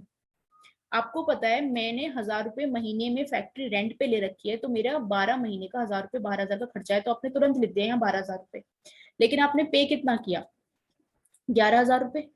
1,000 रुपए अभी आपने पे नहीं करे, तो ये कौन से खर्चे हो गए, आउटस्टैंडिंग एक्सपेंस हो गए। यही वाले खर्चे तो आउटस्टैंडिंग एक्सपेंस हो गए ना। 12,000 का खर्चा था, 11,000 की पेमेंट कर दी, 1,000 रुपए की पेमेंट नहीं करी। प्रॉफिट एंड लॉस में हम टोटल खर्चा लिखते हैं, लेकिन हम कैश कितने से कम करेंगे, 11,000 रुपए से। जब हमने पेमेंट 11,000 की करी है तो कैश भी 11,000 से करेंगे, और 1,000 रुपए हमने अभी तक पे नहीं करे, 1,000 रुपए हमने नेक्स्ट ईयर पे करे, तो नेक्स्ट ईयर का कैश कम हुआ। तो ये वाले 1,000 रुपए अभी तक हमने पे नहीं करे, हमें करने हैं, तो हमारे सिर पर एक तलवार खड़ी हुई है कि हमें 1,000 रुपए अभी पे करने हैं, तो वो हमारी क्या है, ये अभी लायबिलिटी है और ये हमारे आउटस्टैंडिंग एक्सपेंस है। ठीक है, तो ये वाले खर्चे 1,000 रुपए यहाँ पे इंक्लूड है। मैंने आपको बताया था एक्सपेंसेस कहाँ जाते हैं, कैपिटल। ठीक है, तो इसमें जो आउटस्टैंडिंग एक्सपेंस है, आउटस्टैंडिंग एक्सपेंस है, ये कहाँ जाएगा, कैपिटल में। कैपिटल में से माइनस कर दोगे आप, और मैंने फिर ये बताया था कि आउटस्टैंडिंग एक्सपेंस हमारी क्या होती है, लायबिलिटी होती है।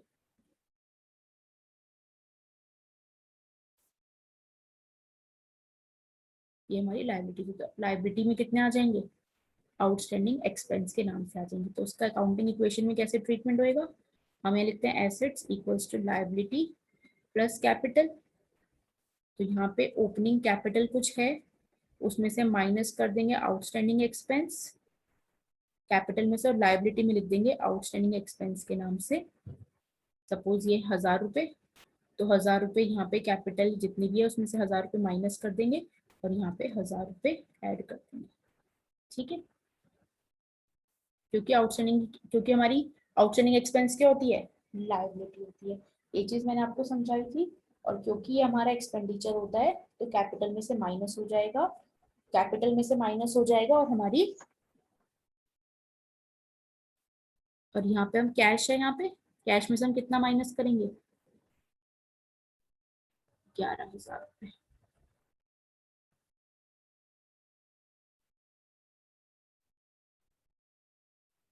और यहाँ से हम कितना करेंगे, 12,000 रुपए। 11,000 रुपए ये वाले, और भाई खर्चा हुआ है, कैपिटल में से, कैपिटल सपोज 10,000, 19,000 रुपए की कैश भी मेरे पास ओपनिंग कितना है, 19,000 रुपए। ठीक है, अब हमने क्वेश्चन में दे रखा है कि rent paid 10,000 rupees, 12,000 rupees, out of which, जिसमें से 1,000 आउटस्टैंडिंग है। क्वेश्चन में दे रखा है कि रेंट का खर्चा है 12,000 रुपए, जिसमें से 1,000 आउटस्टैंडिंग है, मतलब 11,000 पे कर दिए, तो कैश में से आपने 11,000 माइनस कर दिया। रेंट पेड यहाँ पे कितना हुआ, 12,000 जाएगा, और 1,000 रुपए के आउटस्टैंडिंग एक्सपेंस के नाम से जाएगा। भाई कैपिटल में से तो हम सारा खर्चा माइनस करते हैं ना, कैपिटल में से तो हम सारा एक्सपेंस माइनस करते हैं, आउटस्टैंडिंग हो चाहे पे हो। कैश में से हमने केवल वो माइनस करा जो हमने पे किया, और जो हमने पे नहीं किया कितने बचे, 1000 रुपए के, क्योंकि हमें पे करने हैं तो ये हमारा आउटस्टैंडिंग एक्सपेंस है। आउटस्टैंडिंग एक्सपेंस क्या होती है, हमारी लायबिलिटी होती है। तो लायबिलिटी हमने क्या लिख दिया, आउटस्टैंडिंग एक्सपेंस। मैंने आपको बताया भी था, ये बैलेंस शीट है, यहाँ कैपिटल आती है, यहाँ लायबिलिटी आती है। लायबिलिटी में क्या क्या आता है, क्रेडिटर्स आते हैं, बिल्स पेबल आते हैं, लोन ले रखा है वो आते हैं, और आउटस्टैंडिंग एक्सपेंस आते हैं। और हमारे प्रीपेड एक्सपेंस कहाँ जाते हैं, एसेट साइड। ठीक है, सेम चीज प्रीपेड एक्सपेंस की हो जाएगी। प्रीपेड एक्सपेंस हम कैश में से माइनस कर देंगे जितने भी पैसे हमने दिए। सपोज करो हमने दे दिए 13,000 रुपए, 12,000 इस महीने के और 1,000 अगले महीने के। हमने कितने दे दिए, 13,000 रुपए। हमने कितने पैसे दे दिए, 13,000 रुपए के। तो यहाँ पे कितना आ जाएगा, प्रीपेड एक्सपेंस। कितने, 1,000 रुपए हमने फालतू दिए, कैश हमारा 13,000 से गया। ठीक है, और यहाँ पे कितना चला जाएगा कैपिटल में, 12,000, क्योंकि इस साल का कितना है, 12,000 रुपए। इस साल का खर्चा कितना है, 12,000 रुपए, वो कैपिटल में चला गया। और कैश कितने गया, 13,000 रुपए का, और 1,000 क्या हो गया हमारा, प्रीपेड एक्सपेंस। प्रीपेड एक्सपेंस मैंने क्या बताया था, एसेट्स होती है, तो ये कहाँ चलेगा, एसेट्स में चलेगा। आउटस्टैंडिंग हमारी लाइबिलिटी होती है, तो लाइबिलिटी में गए, प्रीपेड हमारी एसेट होती है, तो एसेट्स में गए। ठीक है, accrued income is that income which has been earn but not receive. फिर हमारा आता है एक्रूड इनकम। ये इनकम वो होती है जो हमें अर्न तो हो गई लेकिन रिसीव नहीं हुई। रिसीव नहीं हुई मतलब कैश नहीं मिला। हमें पता है हमें अर्न तो हो गई, सपोज लॉटरी के आपके 10,000 रुपए मिले, लॉटरी से आपको, लॉटरी आपकी खुल गई, आप जीत गए, लॉटरी खुल गई, आप जीत गए 10,000 रुपए, लेकिन अभी लॉटरी के पैसे मिले नहीं है। तो आपको पता तो है कि आपने 10,000 रुपए अर्न कर लिए हैं, लेकिन आपको अभी कैश रिसीव नहीं हुआ है। तो इसको हम क्या करेंगे, ये हमारी एसेट्स, ये हमारी लायबिलिटी, और ये हमारा कैपिटल। क्योंकि ये हमारी अर्न हो गए, हम इसे कैपिटल में ऐड कर देंगे। एक्रूड इनकम इनकम के नाम से हम इसे कैपिटल में ऐड कर देंगे। क्यों, क्योंकि हमारी इनकम है। मैंने आपको बोला था प्रॉफिट कहाँ ऐड होता है, प्रॉफिट इनकम कहाँ ऐड होती है, कैपिटल में। तो ये 10,000 रुपए हमारी इनकम है ना, तो हम कैपिटल में ऐड कर देंगे। और क्योंकि क्योंकि अभी कैश नहीं मिला, कैश तो नहीं मिला तो मैं कैश नहीं बढ़ा सकती, लेकिन मैं अपनी एक्रूड इनकम के नाम से, एक्रूड इनकम के नाम से asset side, asset side head बना के लिख सकती हूँ, मेरी एक्रूड इनकम है ये।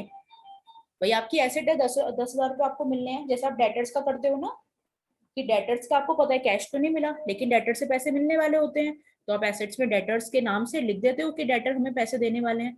ऐसे ही आपने एक्रूड इनकम लिख दी, क्योंकि आपकी इनकम है, ये आपकी संपत्ति है, तो संपत्ति है तो एसेट साइड जाएगी।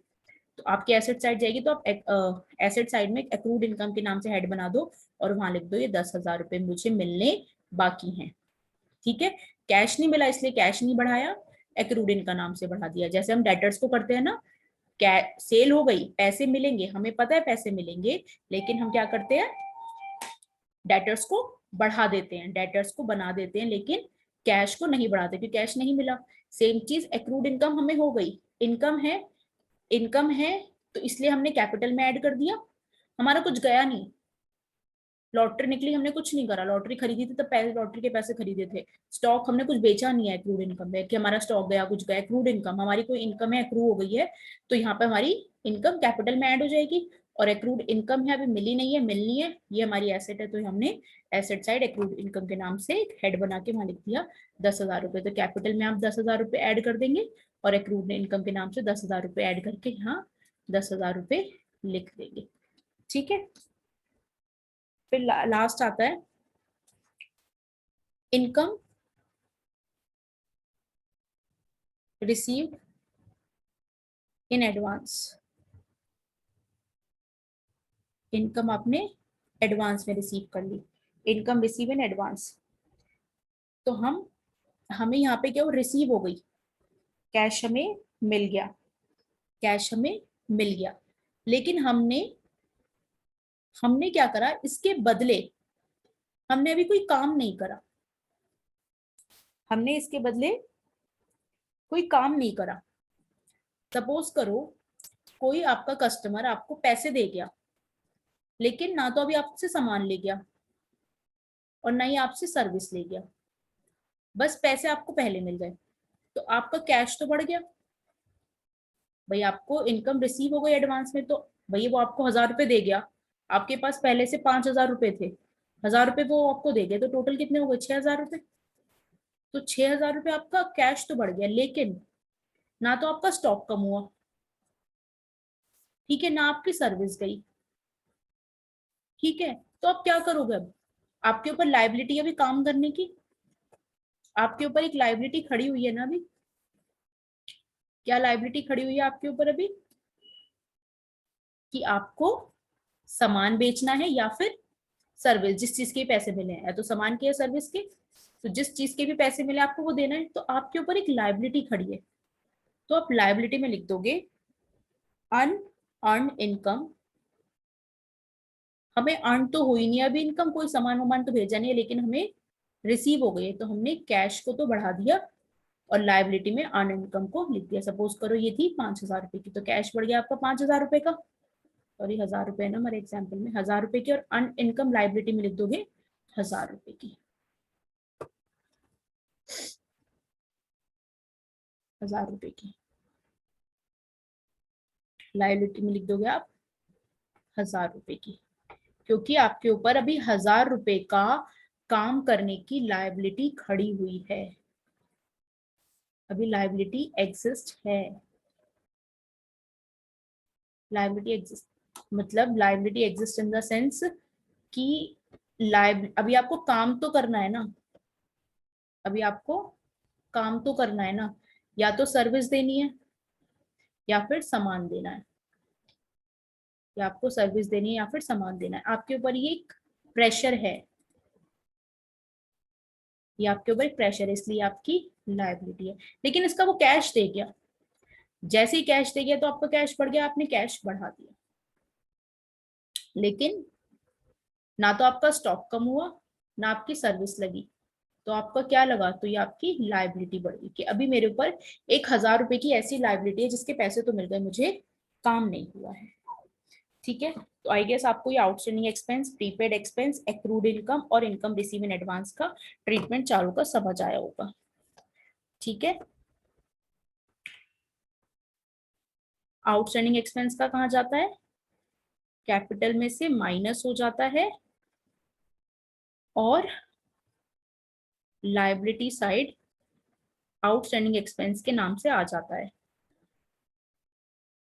प्रीपेड, प्रीपेड एक्सपेंस क्या होते हैं आपके, कैश में से, क्योंकि आप ज्यादा पैसे पे कर देते हो, कैश में से माइनस हो जाता है, और क्योंकि आपने पैसे एडवांस में पे कर दिया, अब आपको फ्री में अगले महीने जो सर्विस मिलेगी आपको उसके पैसे नहीं देने पड़ेंगे, तो आपकी संपत्ति हो गई एसेट्स, तो ये प्रीपेड एक्सपेंस, आपने 1000 रुपए फालतू खर्च कर दिए, तो एसेट साइड में आपके प्रीपेड एक्सपेंस, मतलब एसेट साइड क्यों प्रीपेड एक्सपेंस की, आपने खर्चा तो कर दिया है लेकिन आपने भी कोई सर्विस या सामान लिया नहीं है, सर्विस या सामान लिया नहीं है, तो वो आपको लेनी है, इसके इसके ऊपर आपका हक है, ये आपको लेनी है, तो आपकी एक एसेट्स है, आपको ये मतलब इसका फायदा उठाना है। भाई खर्चा पहले कर दिया और कुछ फायदा उठाया नहीं, फायदा उठाना है उसका आपका, तो ये आपकी एसेट्स है। तो प्रीपेड एक्सपेंस का ट्रीटमेंट कहाँ जाता है, कैश कम कर देते हैं उतने से, क्योंकि हमने पेमेंट कर दी तो कैश कम हो गया, और क्योंकि हमें अभी सर्विस लेनी है, सर्विस लेनी है या फिर सामान लेना है, तो इसलिए हमारा ये एसेट साइड जाता है, अभी हमें लेना है। जब लेने की बात आती है तो हम कहाँ जाते हैं, एसेट साइड में, और देने की बात आती है तो हम कहाँ जाते हैं, लायबिलिटी साइड में। फिर आता है एक्रूड इनकम। एक्रूड इनकम क्या होती है कि इनकम अर्न तो हो गई है लेकिन अभी कैश रिसीव नहीं हुआ है, कैश रिसीव नहीं हुआ है, क्योंकि हमारी ये इनकम है तो ये हमारे क्या करेगी, कैपिटल को बढ़ा देगी, और क्योंकि कैश रिसीव नहीं हुआ है हमें ये पैसे लेने हैं, तो लेने की बात आती है तो कहाँ जाती है, एसेट साइड में। तो हम एसेट साइड में एक्रूड इनकम के नाम से एक हेड बना देंगे और वहां पैसे लिख देंगे, डबल इफेक्ट हो गया। फिर लास्ट आता है इनकम रिसीव इन एडवांस।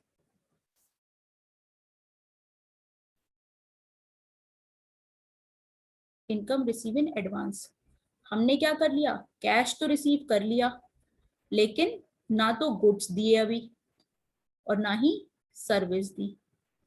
तो हमारे ऊपर एक क्या खड़ी है, लायबिलिटी खड़ी है कि हमें देने हैं। भाई जब हमने प्रीपेड एक्सपेंस में हमने कैश पे कर दिया था या हमने कैश रिसीव कर लिया, कैश पे कर दिया था और गुड्स या सर्विस हमने नहीं ली थी, हमें यहाँ गुड्स और सर्विस नहीं ली थी तो लेने थे, तो इसलिए हमारे प्रीपेड एक्सपेंस क्या हो गए, एसेट्स। कैश पे कर दिया, कैश तो चला गया, लेकिन गुड्स और सर्विस नहीं ली, हमें लेने हैं अभी, और जहां लेने की बात आती है तो वो एसेट्स हो जाता है। सेम चीज हमने यहाँ कैश तो रिसीव कर लिया, लेकिन ना गुड्स दी ना सर्विस दी, तो अभी हमें गुड्स भी देने हो सकते हैं, सर्विस भी देनी होती है, तो यहाँ किसकी बात है, देने की। जब देने की बात आती है तो क्या हो जाता है, लायबिलिटी। तो लायबिलिटी साइड में हम क्या लिख देंगे, अन अर्न, इसे हम कहते हैं अन अर्न इनकम या फिर slash income receive in advance. तो हम क्या लिख देंगे, अर्न अर्न इनकम, कहाँ, लायबिलिटी साइड, क्योंकि हमें गुड्स और सर्विस देने हैं। जब देने की बात आती है तो हमें लायबिलिटी, यहाँ पे गुड्स और सर्विस हमें लेने हैं, तो लेने की बात आती है तो एसेट्स, तो इसलिए प्रीपेड एक्सपेंस। समझ आया ना, प्रीपेड मतलब क्यों, कि खर्चा तो कर दिया लेकिन सर्विस या गुड्स नहीं लिए, लेने हैं, तो प्रीपेड एक्सपेंस क्या हो गई, एसेट्स। और अनअर्न इनकम क्या हुई, भाई साहब आपने पैसे तो ले लिए, पैसे तो रिसीव कर लिए, ठीक है, लेकिन अभी कुछ सेवा पानी करी नहीं है, ना तो गुड्स दिए ना सर्विस दिए, तो आपको वो देने हैं। तो आपके ऊपर एक है कि आपके सिर पे एक तलवार खड़ी हुई है कि भाई अभी तो उसके पैसे तो आए आए पड़े हैं, लेकिन पैसे तो आए पड़े हैं लेकिन सामान अभी गया नहीं है उसका। पैसे तो आ गए भाई साहब, लेकिन जब तक आप सामान नहीं भेज दोगे तो आपको चिंता लगी रहेगी, भाई पैसे तो वो बेचारा बंदा एडवांस में दे गया, लेकिन सामान अभी भेजा नहीं है। सपोज करो दिवाली का टाइम है, दिवाली का टाइम है, एक कस्टमर आपके पास 10,000 रुपए दे गया कि भाई साहब 10 डिब्बे मिठाई के भेज देना, ये लो आपके 10,000 रुपए एडवांस में। भाई इनकम तो एडवांस में रिसीव हो गई है, 10,000 रुपए जाके मैंने अपने लॉकर में रख दिए और मेरा कैश 10,000 से बढ़ गया, लेकिन अभी 10 डिब्बे जो मिठाई के मुझे उसको भेजने हैं, उस बंदे को, ये 10 डिब्बे जो मुझे मिठाई के उस बंदे को भेजने हैं अभी तक भेजे नहीं है। तो जब तक भेज नहीं दोगे ना तो आपके सिर पे एक लाइबिलिटी खड़ी है, तो तब तक आपने इस 10,000 रुपए को क्या लिख रखा है, अन इनकम। ये हमारी लाइबिलिटी साइड क्यों लिखी है, सपोज करो ये बंदा 10 डिब्बे मिठाई के नहीं दे पाया तो ये से 10,000 रुपए वापस करने पड़ेंगे। भाई जिससे एडवांस ले रखा है उसके मिठाई के डिब्बे आपने नहीं भिजवाए, तो आप कह दोगे सर जी डिब्बे तो मैं भिजवा नहीं पाया, ये लो आपके 10,000 रुपए वापस ले लो। तो इसीलिए ये क्या है, लाइबिलिटी है, क्योंकि अभी तक ये इन पैसों पे आपका पूरा हक नहीं है, क्योंकि आपने इस पैसे के जिस जिस काम के लिए पैसे लिए हैं वो काम आपने अभी तक पूरा नहीं किया है, तो आपके ऊपर एक लाइबिलिटी है कि मुझे 10 डिब्बे मिठाई के भिजवाने हैं। अगर आप 10 स्वीट्स के डिब्बे भिजवा देते हो तो ये पैसे आपके, अगर नहीं भिजवाए तो ये पैसे उनके 10,000 वापस करने पड़ेंगे, तो इसीलिए हमारी क्या होती है, लाइबिलिटी होती है। ठीक है, और हम प्रीपेड एक्सपेंस एसेट्स क्यों लिखते हैं, प्रीपेड एक्सपेंस क्यों लिखते हैं, क्योंकि हमने पैसे तो दे दिए, हमने कह दिया भाई अब तो मैंने पैसे दे दिए, अब तो मुझे सिर्फ सर्विस लेनी है, सर्विस लेनी है, ठीक है। अगर सपोज वो बंदा आपको सर्विस नहीं दे पाया तो वो आपकी पैसे वापस कर देगा, और जो पैसे वापस आ गए आपके पास तो ये आपकी संपत्ति है, ये आपकी संपत्ति है तो आपकी एसेट्स है, इसलिए प्रीपेड एक्सपेंस एसेट्स आई जाते हैं। सब चीज का एक लॉजिक है, जितना मैंने पढ़ाया है ना आराम से पढ़ना, लॉजिक समझ में आएगा, ध्यान से सुनना, आराम से सुनना, लॉजिक समझ में आएगा। आज के लिए इतना ही करते हैं, अगली क्लास में इसके क्वेश्चंस करेंगे। मैं क्वेश्चन भी आपके साथ शेयर कर दूंगी स्क्रीन पर, तो आप उसकी टेंशन ना लें। और आप जब मेरे साथ क्वेश्चन करेंगे, फिर जो क्वेश्चन आपकी बुक में है आप उससे करेंगे तो आपको कोई दिक्कत नहीं होगी, आपको समझ, important thing is that concept समझ में आना चाहिए। क्वेश्चन सभी बुक में सेम होते हैं, तो क्वेश्चन की कोई टेंशन नहीं है, आप आराम से बस कंसेप्ट क्लियर कीजिए, फिर क्वेश्चन प्रैक्टिस करेंगे तो मजा आएगा। आई होप आपको ये लेक्चर आज का समझ आया होगा। अगर किसी में भी कोई भी डाउट है तो प्लीज मुझसे कमेंट करके पूछ लीजिएगा, और बाकी अपनी बुक से अच्छे से पढ़ लेना, और जो भी एग्जाम्पल इलिस्ट्रेशन दे रखी है वो करने की कोशिश कीजिएगा। Okay, thank you, bye bye.